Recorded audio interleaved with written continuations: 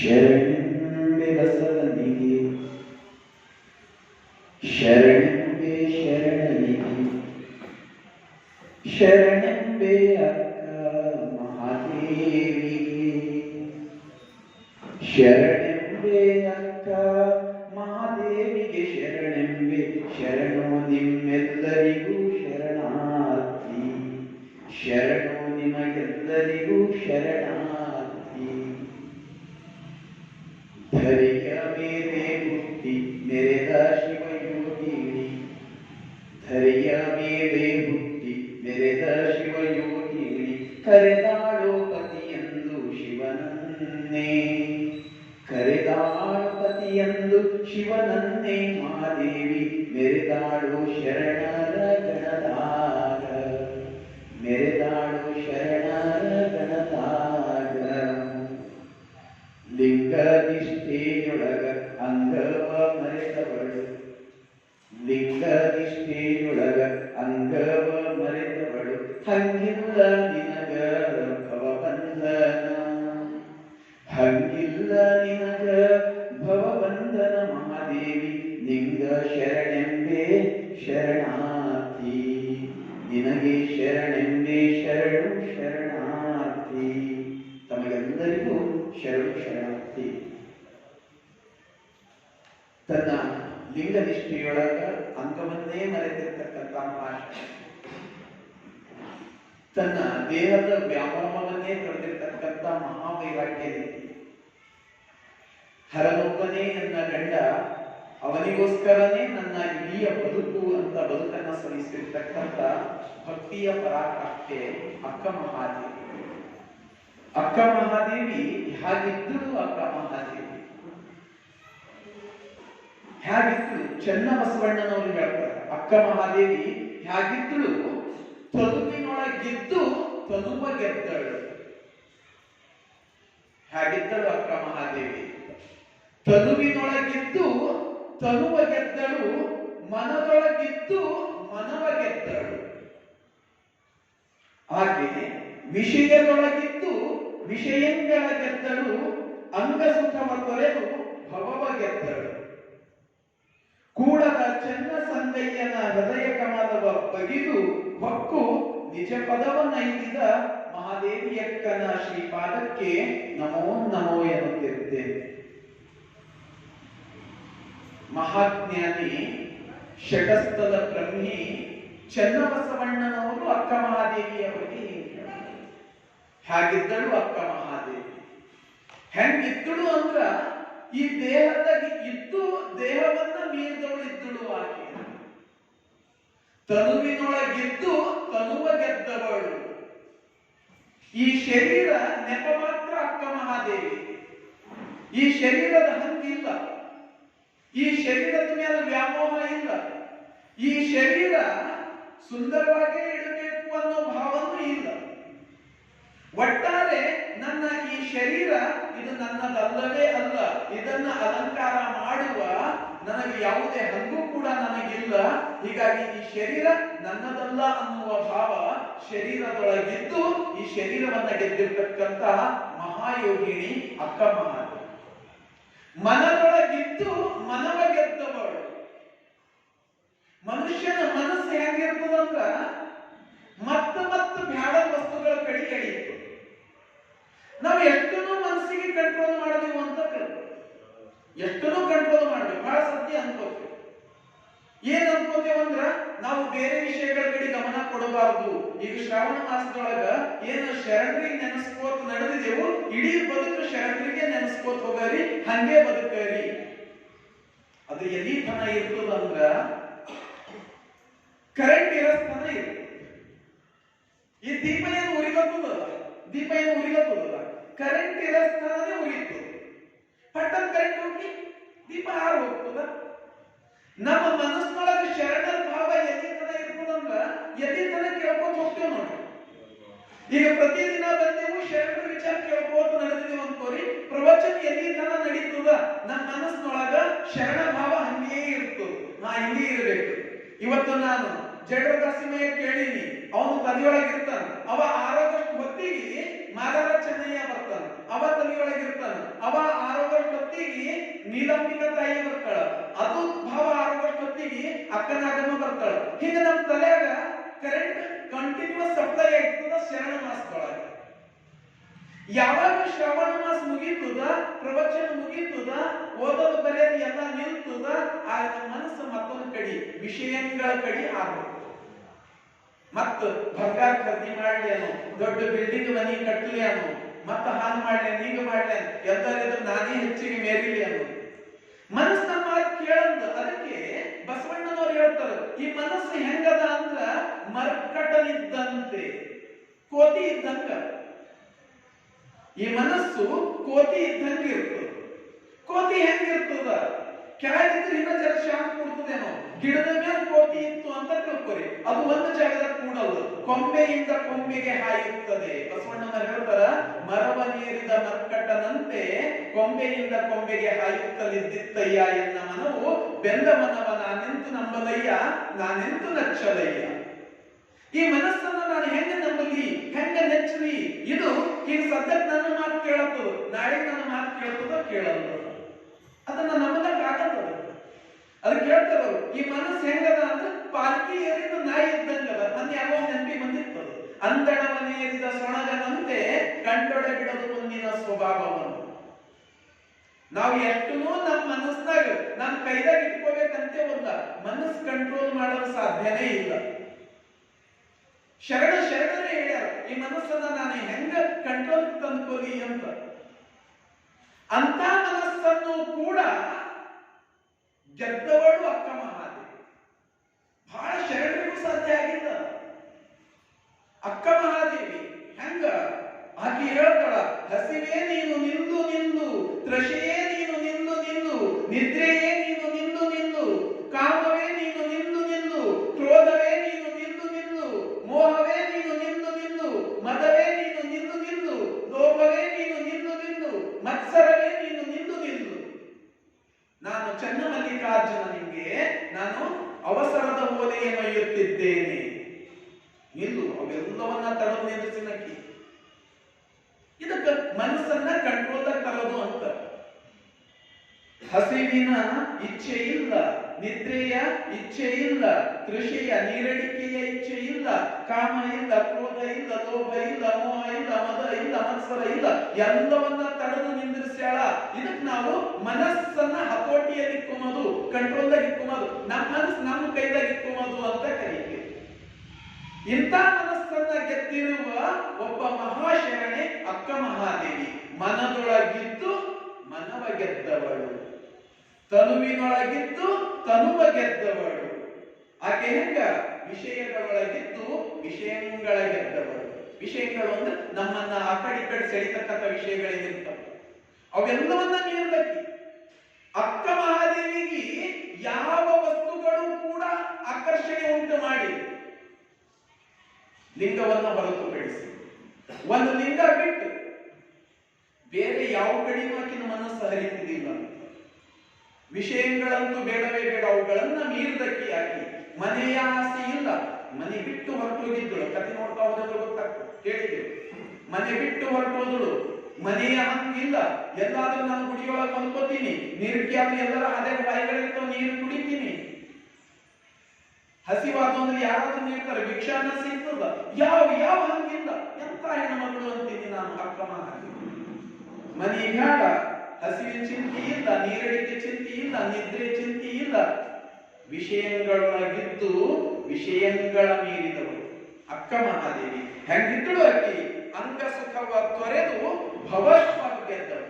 ಈ ದೇಹದ ಸುಖವನ್ನೇ ಮೀರಿದಳು.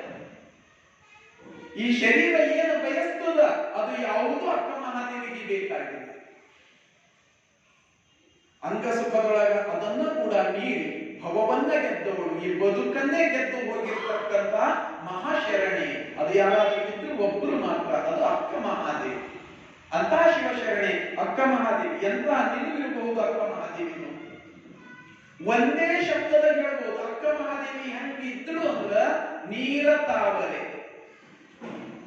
ನೀರ ತಾವರೆ ಅಕ್ಕ ಮಹಾದೇವಿ ಹಿಂಗ ಕರಿಬಹುದು. ನೀರ ತಾವರೆ ಅಂತ ನೀರಿನೊಳಗ ತಾವರೆ ಹೂವ ಇರ್ತದಲ್ಲ, ಕಮಲದ ಹೂವ. ನೀರಿನೊಳಗೆ ಹುಟ್ಟುದ, ನೀರಿನೊಳಗೆ ಬೆಳೆಯುವ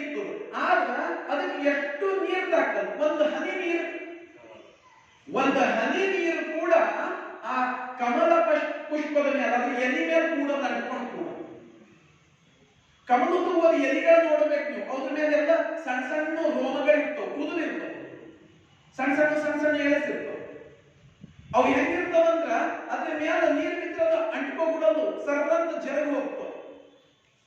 ಅಕ್ಕ ಮಹಾದೇವಿಯ ಜೀವನ ಕೂಡ ನೀರೊಳಗೆ ಇದ್ದು ತಾವರೆ ಹೂವ ಹೆಂಗೆ ನೀರಿಗೆ ಅಂಟುಕೋಮದು, ಈ ಸಂಸಾರದೊಳಗಿದ್ದು ಅಕ್ಕ ಮಹಾದೇವಿ ಸಂಸಾರ ಎಷ್ಟು ಅಂಟುಕೊಂಡಿದೆ. ಈ ಭವ ಅಕ್ಕ ಮಹಾದೇವಿ ತೊಡಕೆ ಆಗಿಲ್ಲ, ಅಕ್ಕ ಮಹಾದೇವಿಗೆ ಅಂಟ್ಕೊಂಡಿದೆ. ಎಷ್ಟು ಮೆತ್ಕೊಂಡಿದ್ದಕ್ಕಿನ ಮೈಲಿ ಈ ಸಂಸಾರ ಅಂಬದು.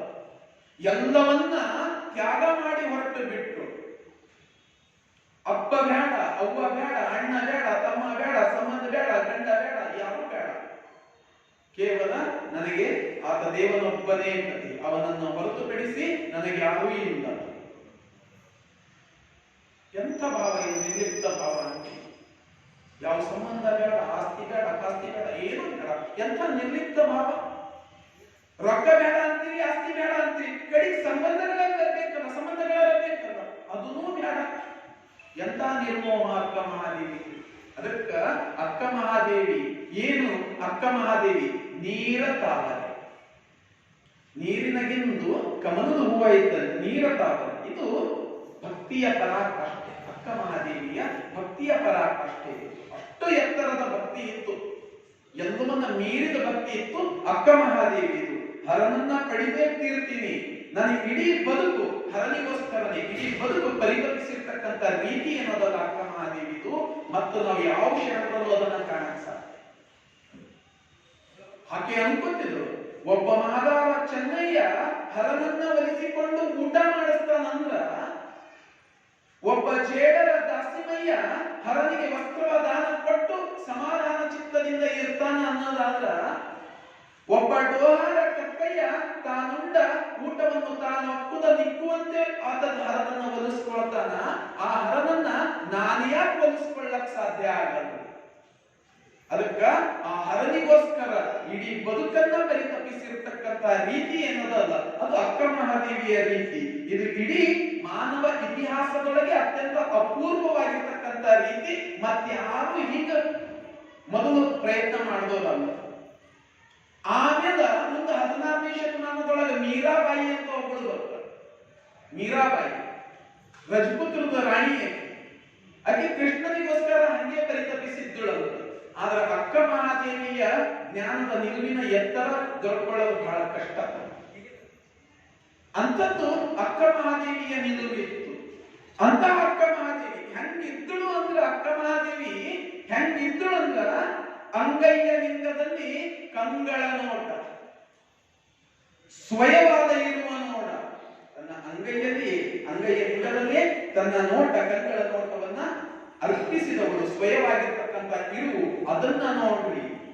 ಅಲ್ಲ ಮಕ್ಕಳು ಹೇಳ್ತಾರೆ, ತನ್ನ ಸ್ವಾನುಭಾವದ ಉದಯದಿಂದ ತನ್ನ ತಾನರಿದ ನಿಜ ಶಕ್ತಿಯ ನೋಡ. ತನ್ನ ಸ್ವಾನುಭಾವದಿಂದನೇ ತನ್ನನ್ನು ತಾನು ಅರ್ಥ ಮಾಡ್ಕೊಂಡಿರ್ತಕ್ಕಂಥ ನಿಜ ಶಕ್ತಿ ಆಕೆ ಅಕ್ಕ ಮಹಾದೇವಿ. ಅವಳ ನಿಲುವನ್ನ ನೋಡ್ರಿ ಹಿಂಗದಳ. ಅಲ್ಲ ಮಕ್ಕಳು ಹೇಳ್ತಾರೆ, ಭಿನ್ನ ಭಿನ್ನದ ಅರಿವು, ಮನ್ನಣೆಯ ಮಮಕಾರ ಮೀರಿದ ಭಾವ ತನ್ನಿಂದ ತಾನಾದ. ಲಿಂಗ ಮತ್ತು ಅಂಗ ಇವೆರಡು ಭಿನ್ನನೇ ಇಲ್ಲ. ಭಿನ್ನವಿಲ್ಲದ ಅರಿವು, ನಾನು ಆತನಿಗೋಸ್ಕರನೇ ಇದ್ದೀನಿ ಅಂತ. ಇದನ್ನ ತನ್ನನ್ನ ತಾನು ಅರ್ಥಕೊಂಡಿರ್ತಕ್ಕಂತಹ ಅಕ್ಕ ಮಹಾದೇವಿ ನಮ್ಮ ಗುಹೇಶ್ವರ ಲಿಂಗದಲ್ಲಿ ಸ್ವಯಲಿಂಗವಾದ ಮಹಾದೇವಿಯ ಕಂಗಳ ನಿಲುವಿಗೆ ನಮೋ ನಮೋ ಎನ್ನುತ್ತಿರುತ್ತೇನೆ. ಸ್ವಯಂ ಅಲ್ಲಮ ಪ್ರಭುಗಳು ಅನುಭವ ಮಂಟಪಕ್ಕೆ ಬಂದಾಗ ಪರೀಕ್ಷೆಗೆ ಒಡ್ಡಿರ್ತಕ್ಕಂಥ ಅಲ್ಲಮ ಪ್ರಭುದೇವರು ಮಹಾದೇವಿಯ ಕಂಗಳ ಪಾದಗಳಿಗೆ ನಮೋ ನಮೋ ಅಂತ ವಂದಿಸ್ತಾರ ಅನ್ನೋದಾದ, ಬಸವಣ್ಣ ಮಹಾದೇವಿಯ ಕಂಗಳ ಪಾದಕ್ಕೆ ನಮೋ ನಮೋ ಅಂತ ವಂದಿಸ್ತಾರ ಅನ್ನೋದಾದ, ಚನ್ನಬಸವಣ್ಣ ಮಹಾದೇವಿಯ ಕಂಗಳ ಪಾದಕ್ಕೆ ನಮೋ ನಮೋ ಅಂತ ವಂದಿಸ್ತಾರ ಅನ್ನೋದಾದ್ರ, ಮಹಾದೇವಿಯ ಕಂಗಳ ನಿಲುವು ಎಷ್ಟು ಎತ್ತರದಿದ್ದಿರಬೇಕು, ಹೆಂಗಿದ್ದಿರ್ಬೇಕಕ್ಕಿನ ಜೀವನ, ಹೆಂಗ ಬದುಕಿರ್ಬೇಕು ಅಕ್ಕ ಮಹಾದೇವಿ. ಅದು ನಮಗೆಲ್ಲರಿಗೂ ಮಾದರಿಯಾಗಿರ್ತದೆ. ಅಂತಹ ಬದುಕು ಅದೆಂತಹ ಗಮ್ಯವಾದ ಬದುಕಿದ್ದಿರಬೇಕು ಅಂತ ಅರ್ಥೈಸಿಕೊಳ್ಳೋದು ಕಷ್ಟ. ಅರ್ಥ ಆದ್ರೂ ಬಹಳ ಸುಲಭ, ಅರ್ಥ ಆದ್ರೂ ನಾವು ಹಂಗ ಬದುಕೋದು ಬಹಳ ಕಷ್ಟ. ಎಂಥ ಬದುಕಿತ್ತು ಅಕ್ಕ ಮಹಾದೇವಿ ಬದುಕು. ಅದು ಲಿಂಗದೊಡನೆ ಸಂಘ ಆಗ್ತಕ್ಕಂಥ ಪರಿ.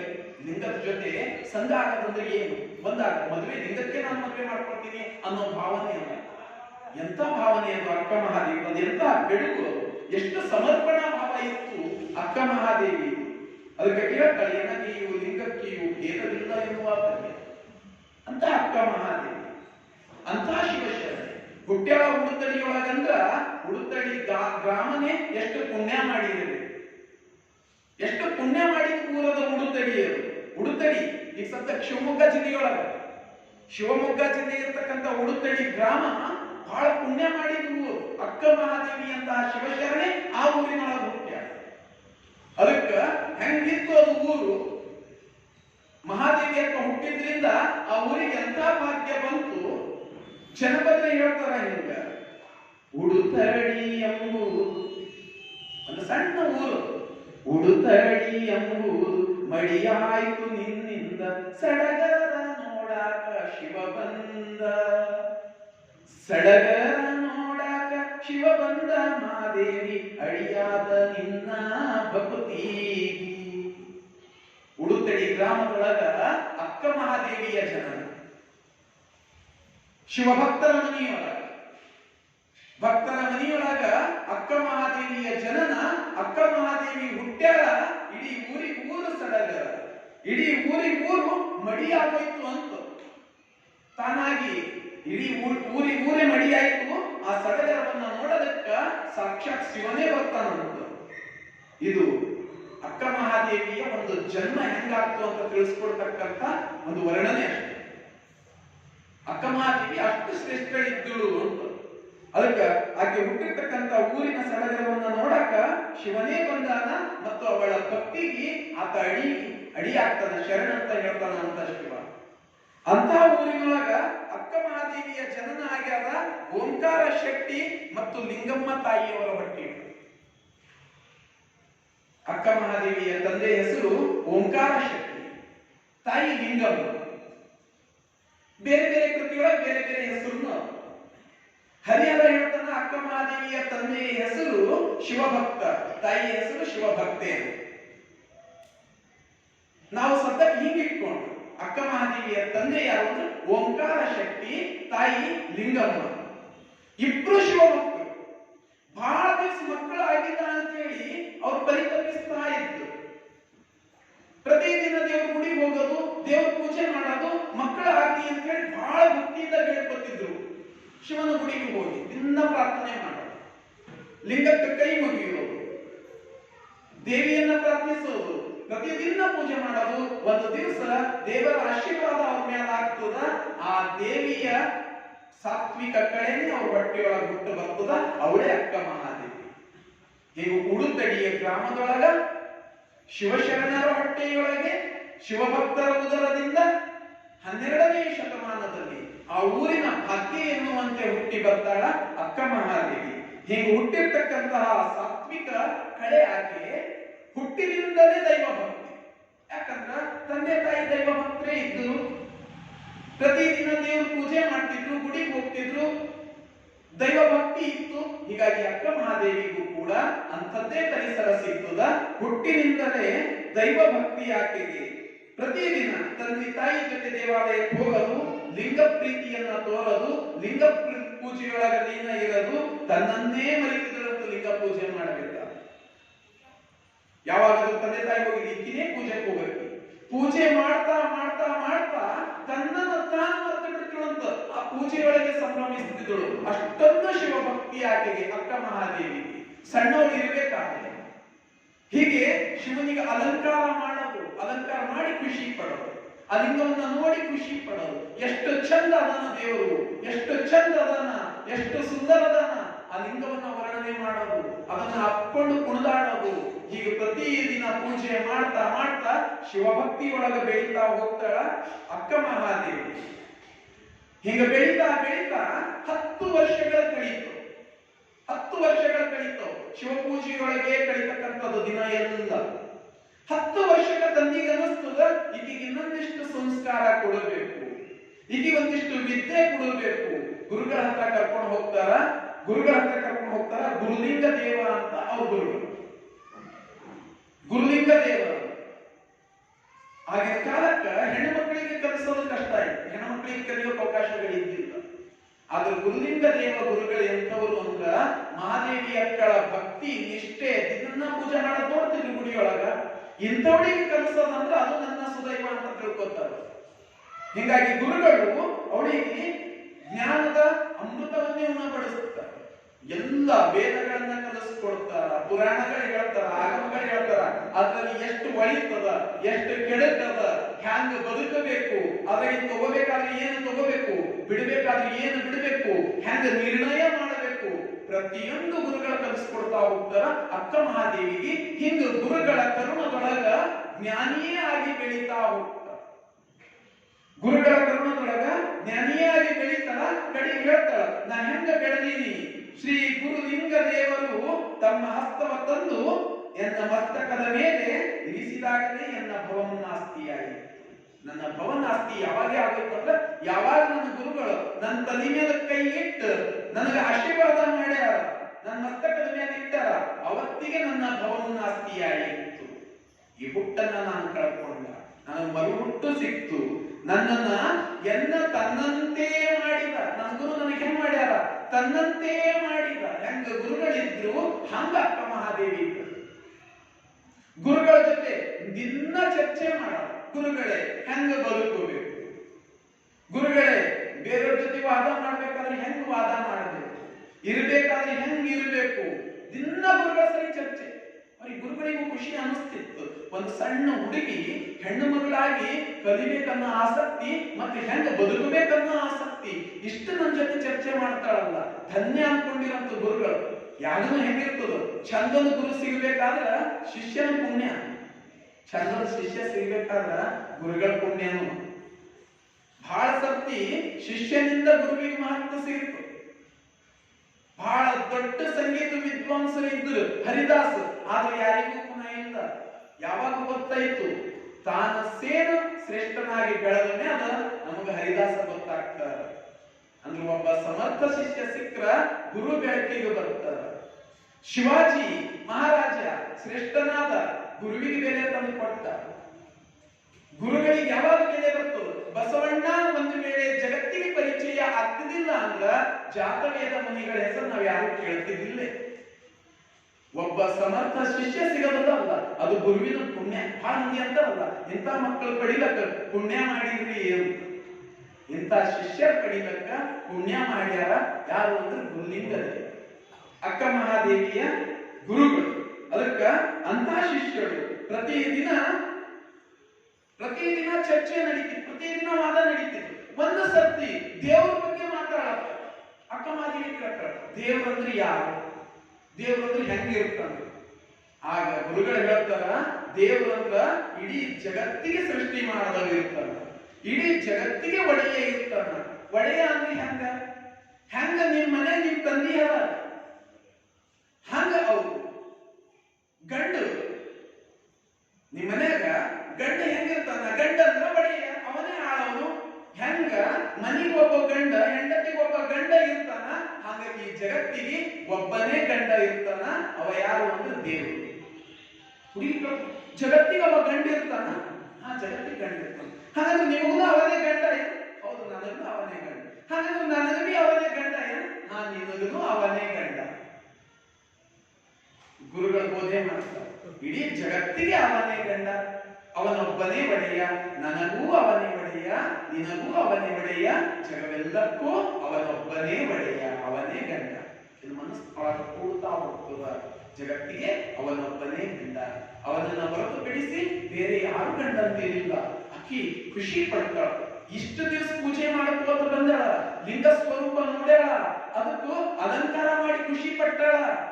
ಇವತ್ತು ಅನಿಸ್ತದ ಅದು ನಂದದ, ಅದು ನನ್ನ ಗಂಡ, ಲಿಂಗನೇ ನನ್ನ ಗಂಡ, ನಾನು ಲಿಂಗದ ಹೆಂಡತಿ. ಭಾವ ಬೆಳೀತಾ ಹೋಗ್ತದ 10ನೇ ವಯಸ್ಸಿನಿಂದಾನೆ. ಹಿಂಗ ಭಾವವನ್ನ ಆ ಗುರುವಿನಿಂದ ಕಂಡುಕೊಳ್ತಾಳ. ಆಗ ಹೇಳ್ತಾಳಕ್ಕಿ, ಈ ಗುರುವಿನಿಂದಾನೇ ನನಗೆ ಸಂಸಾರ ಬಂಧ ಹರಿತ್ತು, ನನಗೆ ಕಸದೊಂದು ಬಂಧ ಸಿಗುತ್ತು. ಸಂಸಾರ ಸಂಘದಲ್ಲಿರ್ದೆ ನೋಡ ನಾನು, ಅಕ್ಕಮಾದೇವಿ ಹೇಳ್ತ, ಸಂಸಾರ ಸಂಘದಲ್ಲಿರ್ದೆ ನೋಡ ನಾನು, ಸಂಸಾರ ನಿಸ್ಸಾರವೆಂದು ತೋರಿದ ನನಗೆ ಶ್ರೀ ಗುರು. ನಾನು ಈ ಸಂಸಾರ ಸಂಘದೊಳಗಿದ್ದ, ಆದ್ರೆ ಈ ಸಂಸಾರ ಅನ್ನೋದೇನದ ನಿಸ್ಸಾರ ಅದ. ಇದನ್ನ ನನಗೆ ತೋರಿಸ್ಕೊಟ್ಟವ್ರು ಯಾರು? ನನ್ನ ಗುರು, ಗುರುಲಿಂಗ ದೇವ. ಸಂಸಾರ ನಿಸ್ಸಾರವೆಂಬುದನ್ನು ತೋರಿದ ನನಗೆ ಶ್ರೀ ಗುರು. ಲಿಂಗ ವಿಕಾರದ ಸಂಘವ ನಿಲ್ಲಿಸಿ, ಅಂಗವಿಕಾರದ ಸಂಘವ ನಿಲ್ಲಿಸಿ, ಲಿಂಗವನ ಅಂಗದ ಮೇಲೆ ಸ್ಥಾಪ್ಯವ ಮಾಡಿದ ನನ್ನ ಗುರು. ನನ್ನ ಅಂಗದ ವಿಕಾರವನ್ನು ನಿಲ್ಲಿಸಿ, ನಾನು ಇಲ್ಲಿ ತನ ಶರೀರ ದೊಡ್ಡದು ಅಂತ ತಿಳ್ಕೊಂಡಿದ್ದ, ಈ ಶರೀರದಿಂದೇ ನಾವಿದ್ದೇವೆ ಅಂತ ತಿಳ್ಕೊಂಡಿದ್ದ. ಆದ್ರೆ ಈ ಶರೀರ ದೊಡ್ಡದಲ್ಲ. ಈ ಶರೀರದ ವಿಕಾರವನ್ನು ನಿಲ್ಲಿಸಿ, ಇದಕ್ಕೂ ಒಬ್ಬ ಒಡೆಯ ಅನ್ನ, ಆತನೇ ಲಿಂಗ, ಆತನೇ ದೇವರು. ಆ ಲಿಂಗವೆನ್ನ ತಂದು ಎನ್ನ ಅಂಗಕ್ಕೆ ಕೊಟ್ಟನಲ್ಲ, ಅವ ದೊಡ್ಡವನು. ಯಾರು? ಶ್ರೀ ಗುರು. ಶ್ರೀ ಗುರುವನ್ನ ನೆನೆಸ್ಕೊಳ್ತಾಳ. ಹಿಂದಣ ಜನ್ಮವ ತೊಡೆದು ಮುಂದಣ ಪಥವ ತೋರಿದನೆನ್ನ ತಂದೆ, ಚನ್ನಮಲ್ಲಿಕಾರ್ಜುನನ ನಿಜವ ತೋರಿದನೆನ್ನ ಶ್ರೀ ಗುರು. ಆ ಚನ್ನಮಲ್ಲಿಕಾರ್ಜುನ ಯಾರು? ಅವನ ನಿಜವನ್ನ ತೋರಿಸಿರ್ತಕ್ಕಂಥವನು ಯಾರು ಅಂದ್ರೆ ನನ್ನ ಶ್ರೀ ಗುರು. ಹೀಗೆ ನನಗೆ ಗುರುನೇ ಆ ದೇವರು ನನ್ನ ಒಡೆಯ ಅನ್ನೋದನ್ನ ತೋರಿಸ್ಕೊಡ್ತಾನ. ಮತ್ತೆ ಮತ್ತೆ ನೆನಪಿಸ್ಕೊಳ್ತಾಳ ಅಕ್ಕ ಮಹಾದೇವಿ. ಹಿಂಗ ಅಕ್ಕಿಂದ ಶಿಕ್ಷಣ ನಡೀತಾವ. ಎಲ್ಲಿ ಶಿಕ್ಷಣ ಚಂದ ಸಿಗ್ತದ ಅಲ್ಲಿ ಸಮಾಜ ಚಂದ ಆಗ್ಯ. ಅಕ್ಕ ಮಹಾದೇವಿಗೆ ಸಿಕ್ಕಿರ್ತಕ್ಕಂಥ ಗುರು ಎಲ್ಲರಿಗೂ ಸಿಕ್ಕಿದ್ದರೆ ಜಗತ್ತು ಅಧ್ಯಾತ್ಮಮಯವಾಗ್ತಿತ್ತು. ಅಂತಹ ಗುರುಗಳು, ಅಂತಹ ಗುರುಗಳಿಗೆ ಅಂತಹ ಶಿಷ್ಯೆ ಅಕ್ಕ ಮಹಾದೇವಿ. ಅದಕ್ಕ ಆ ಗುರುವಿನ ಕೃಪಾಶೀರ್ವಾದದಿಂದನೇ ನನಗೆ ದೇವರೇ ಒಲಿಕೊಂಡ. ಹೆಂಗ ಒಲಿಕೊಂಡ? ನಿತ್ಯವೆನ್ನ ಮನೆಗೆ ನಡೆದು ಬಂದಿತ್ತಿಂದು. ಅಕ್ಕ ಮಹಾದೇವಿ ಹೇಳ್ತಾರ, ನಿತ್ಯವೇ ನನ್ನ ಮನೆಗೆ ನಡ್ಕೊಂಡು ಬಂದದ. ಹೆಂಗ? ಆ ಗುರುವಿನಿಂದಾಗಿ, ಗುರುಲಿಂಗ ದೇವನಿಂದಾಗಿ. ನಿತ್ಯವೆನ್ನ ಮನೆಗೆ ನಡೆದು ಬಂದಿತ್ತಿಂದು, ಮುಕ್ತಿಯನ್ನ ಮನೆಗೆ ನಡೆದು ಬಂದಿತ್ತಿಂದು. ಮುಕ್ತಿಯೇ ನನ್ನ ಮನೆಗೆ ನಡ್ಕೊಂಡು ಬಂದದ ಆ ಗುರುವಿನ ಪ್ರಸಾದದಿಂದಾಗಿ. ಜಯ ಜಯ ಹರ ಹರ ಶಂಕರ ಶಂಕರ ಗುರುವೇ ನಮೋ, ಪರಮ ಗುರುವೇ ನಮೋ, ಚನ್ನಮಲ್ಲಿಕಾರ್ಜುನನ ತೋರಿದ ಗುರುವೇ ನಮೋ ನಮೋ. ಗುರುವಿ ವಂದಿಸ್ತಾಳ. ಆ ದೇವರನ್ನೇ ನನಗೆ ತೋರಿಸಿಬಿಟ್ರಿ, ದೇವರನ್ನ ತಂದು ನನ್ನ ಭಾವಕ್ಕೆ ಕೊಟ್ರಿ, ಆ ದೇವರೇ ಸ್ವಯಂ ನಡ್ಕೊಂಡು ನನ್ನ ಮನೆಯ ಪೇಡೆಗೆ ಬರುವಂತೆ ಮಾಡಿದ್ದೀರಲ್ಲ ಗುರುಗಳೇ, ನಿಮಗೆ ನಾನು ವಂದಿಸ್ತೀನಿ. ಎಷ್ಟು ವಂದಿಸ್ತೀನಿ ಅಂದ್ರ ನನ್ನ ಈ ಮನುಷ್ಯತ್ವದ ಬದುಕನ್ನೇ ನೀವು ಕಳೆದು ಬಿಟ್ಟಿ. ನಾ ಇಷ್ಟು ದಿವಸ ಒಬ್ಬ ಸಾಮಾನ್ಯ ಮನುಷ್ಯರಾಗಿ ಹುಟ್ಟಿದ್ದ ಈ ಮನುಷ್ಯತ್ವದ ಬದುಕನ್ನ ನನ್ನ ಕಳೆದು ಬಿಟ್ಟು ನನ್ನನ್ನ ದೇವರನ್ನಾಗೇ ಮಾಡಿದ್ದೀರಿ ಅಲ್ಲ ಗುರುಗಳೇ, ನೀವೆಂಥ ಮಹಿಮರು. ಅದು ಗುರುವಿಗೆ ಮಾತ್ರ ಸಾಧ್ಯ, ಗುರುವಿಗೆ ಮಾತ್ರ ಸಾಧ್ಯ. ತಂದೆ ತಾಯಿಗಳು ಕೇವಲ ಜನ್ಮ ಕೊಡ್ತಾರೆ, ಕೇವಲ ಜನ್ಮ ಕೊಡ್ತಾರೆ. ಸಂಸ್ಕಾರ ಕೊಟ್ಟು ಹೊಸ ಜನ್ಮ ಕೊಡೋರು ಯಾರು ಅಂದ್ರೆ ಗುರುಗಳು. ಅದಕ್ಕೆ ಅಲ್ಲಮ ಪ್ರಭುದೇವರು ಒಂದು ಕಡೆ ಹೇಳ್ತಾರ, ಆ ದೇವರಿಗೆ ಹೆಂಗ ಪ್ರಶ್ನೆ ಮಾಡ್ತಾರಂತ, ಅಯ್ಯ ನೀನು ನನಗೆ ಗುರು ಅಕ್ಕೊಡೆ, ನಾ ನಿನಗೆ ಶಿಷ್ಯಳಕ್ಕೊಡೆ, ಎನ್ನ ಕರ್ಣಾದಿ ಗುಣಗಳ ಕಳೆದು ಎನ್ನ ಕಾಯದ ಧರ್ಮವ ನಿಲ್ಲಿಸಿ, ಎನ್ನ ಉಸಿರಿನ ಧರ್ಮವ ನಿಲ್ಲಿಸಿ ನೀನೆನ್ನ ಕಾಯದ ದಡಲು. ಅಲ್ಲಮ ಪ್ರಭುದೇವರು ಎಷ್ಟು ಚಂದ ಹೇಳ್ತಾರ. ಆ ದೇವರಿಗೆ ಹಿಂಗಂತಾರ, ದೇವರೇ ನೀನು ದೇವರಿರೋದು ದೊಡ್ಡ ಮಾತಲ್ಲ, ನೀನು ಗುರು ಆಗಿರೋದು ದೊಡ್ಡ ಮಾತು. ಯಾಕ ಯಾಕ ದೇವರಿಗಿಂತ ಗುರು ಆಗಿರೋದೇ ದೊಡ್ಡ ಮಾತು ಅಂತ ಹೇಳಿ ಅಲ್ಲಮ ಪ್ರಭುದೇವರು ಯಾಕೆ ಹಿಂಗೆ ಹೇಳತ್ತಾರ? ಯಾಕಂದ್ರ ಆ ದೇವರಿಗೂ ನಮ್ಮ ಕರ್ಣಾದಿ ಗುಣಗಳನ್ನ ಕೈಲಕ್ ಸಾಧ್ಯ ಇಲ್ಲ. ನಮ್ಮ ಒಳಗೆ ಕರ್ಣಾದಿ ಗುಣಗಳವಲ್ಲ, ನಮ್ಮ ಮನಸ್ಸಿನ ಚೇಷ್ಟೆಯ ಗುಣಗಳು. ಆ ಗುಣಗಳನ್ನ ಕಳಿತಕ್ಕಂತ ಸಾಮರ್ಥ್ಯ ಕೇವಲ ಗುರುವಿಗೆ ಮಾತ್ರ ಇರ್ತದ. ಒಂದು ವೇಳೆ ಅಂತ ಗುಣಗಳನ್ನ ಕಳೆಯುವ ಸಾಮರ್ಥ್ಯ ನಿನ್ನಲ್ಲ ಅದ ಅಂದ್ರ ನೀ ನನಗೆ ಗುರು, ನಾನು ನಿನಗೆ ಶಿಷ್ಯ. ಇಲ್ಲ ಅಂದ್ರೆ ನೀ ನನಗೆ ಗುರು ಅಲ್ಲ, ನಾನು ನಿನಗೆ ಶಿಷ್ಯ ಅಲ್ಲ. ಅಲ್ಲಮ ಪ್ರಭುದೇವರು ಹೇಳ್ತಾರೆ ಗುರು. ಅದಕ್ಕೆ ಗುರು ಅಂದ್ರೆ ಹೆಂಗ? ಗುರು ಅಂದ್ರೆ ಜಗತ್ತಿನೊಳಗೆ ಎಲ್ಲಕ್ಕಿಂತ ಶ್ರೇಷ್ಠವಾದ, ಎಲ್ಲಕ್ಕಿಂತ ದೊಡ್ಡದು ಗುರು. ಆ ಗುರುವಿನ ಮಹಿಮೆಯನ್ನು ನಾವು ತಿಳ್ಕೋಬೇಕಾಗಿದೆ. ಅದಕ್ಕ ಅಕ್ಕ ಮಹಾದೇವಿ ಹೇಳ್ತಾಳ, ಹೇ ಗುರುವೇ ನನ್ನ ಈ ಬದುಕನ್ನ, ಈ ಬದುಕಿನ ಜಂಜಾಟವನ್ನ, ಈ ಬದುಕಿನ ಭವವನ್ನ ತೊಡೆದವನು ನೀನಿದ್ದಿ ಗುರುವೇ.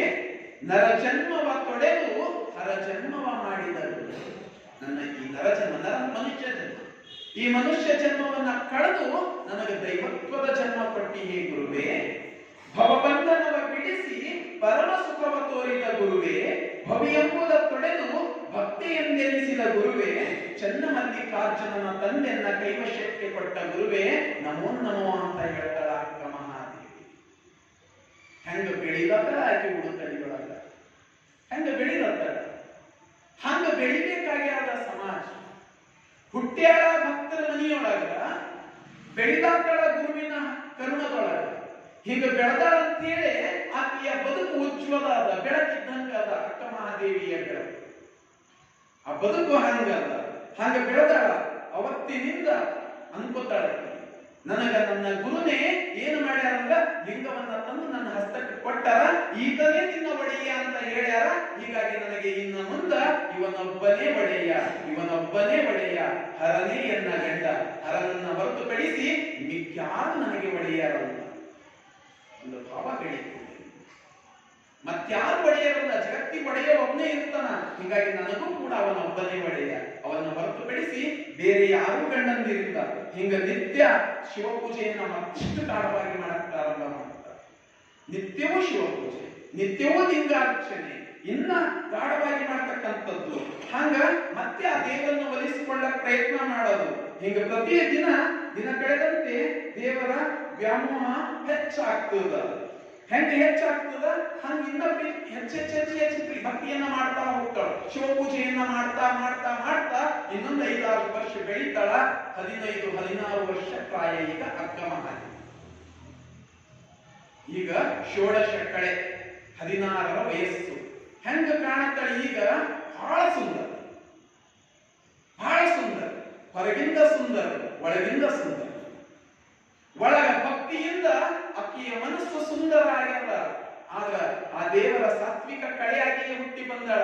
ಹೀಗಾಗಿ ನೋಡೋದಕ್ಕೂ ಬಹಳ ಸುಂದರ. ಎಷ್ಟು ಸುಂದರ ಇದ್ದಳು ಅಕ್ಕ ಮಹಾದೇವಿ ಅಂದ್ರ ಹೋಗಿ ಬರೋ ನೋಡ್ಬೇಕು ಅನಿಸ್ತಿತ್ತು. ಬಹಳ ಸುಂದರ ಆಗಿದೆ.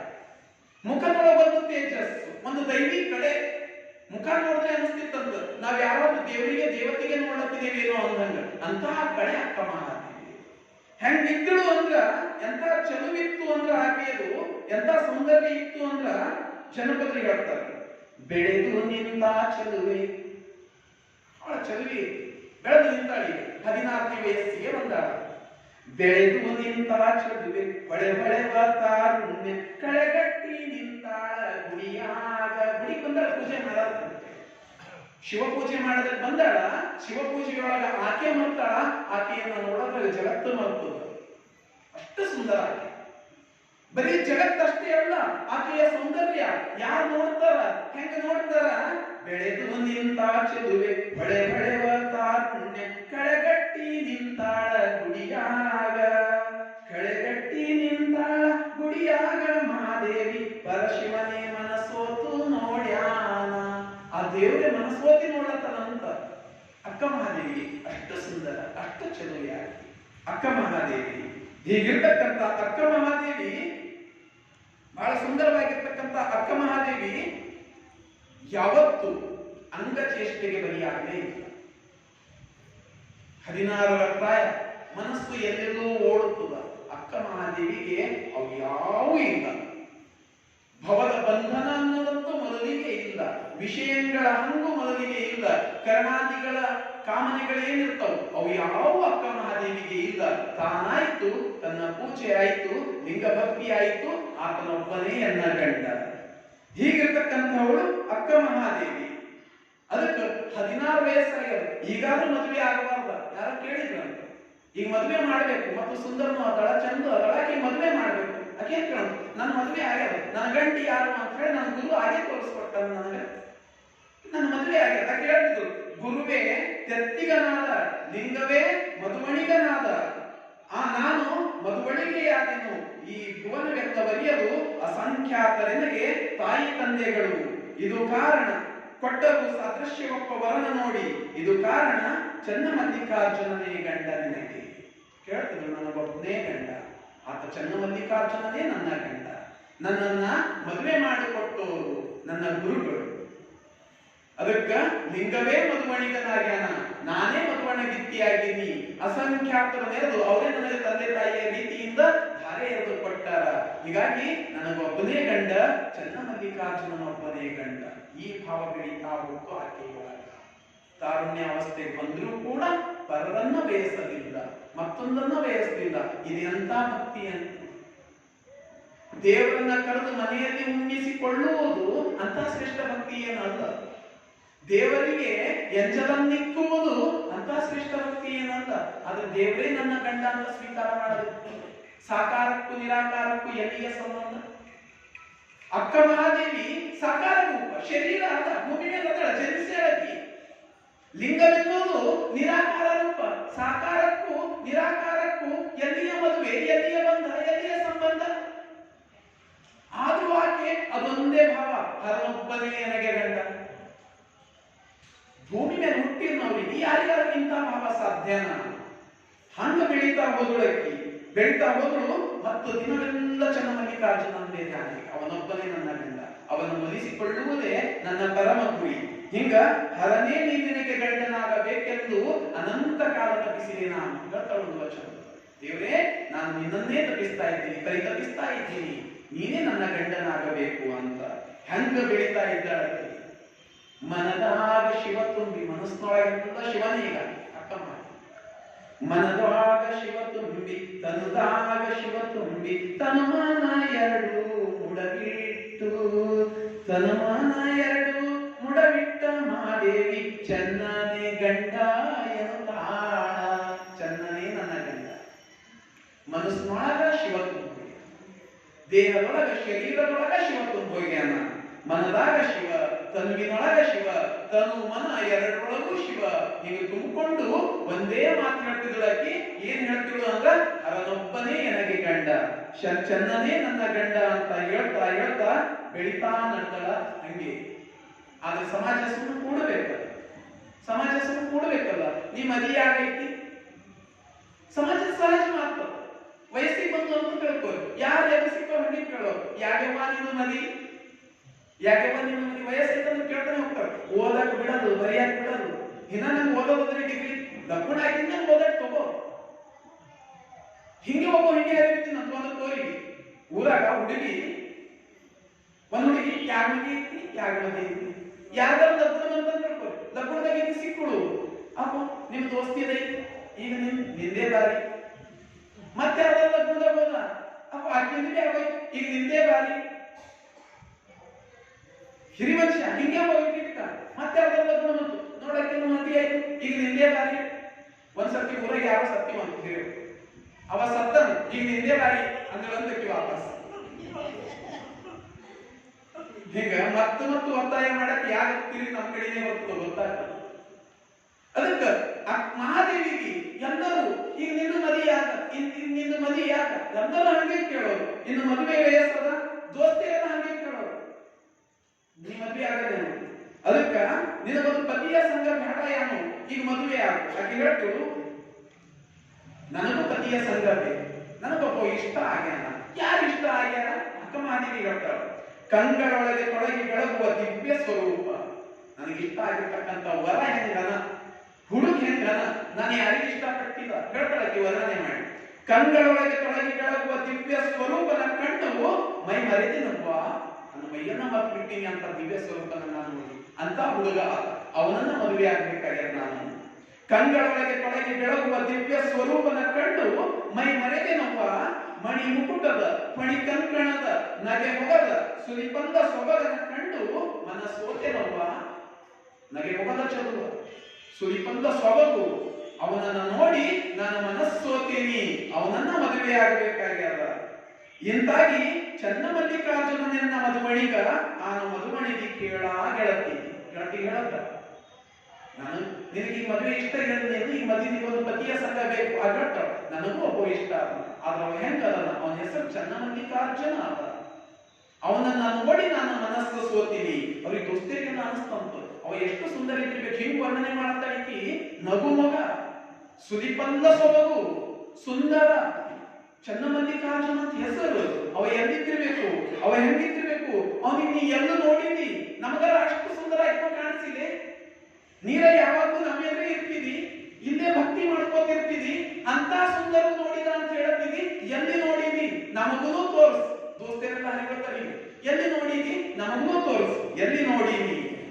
ಅಕ್ಕ ಮಾದೇವಿ ಹೇಳ್ತಾಳೆ, ಎಲ್ಲಿ ನೋಡಿನಿ ಅಷ್ಟ ಸುಂದರವಾಗಿರ್ತಕ್ಕಂಥ ಚಲುವನನ್ನ. ಅಕ್ಕ ಕೇಳುವ ನಾನೊಂದ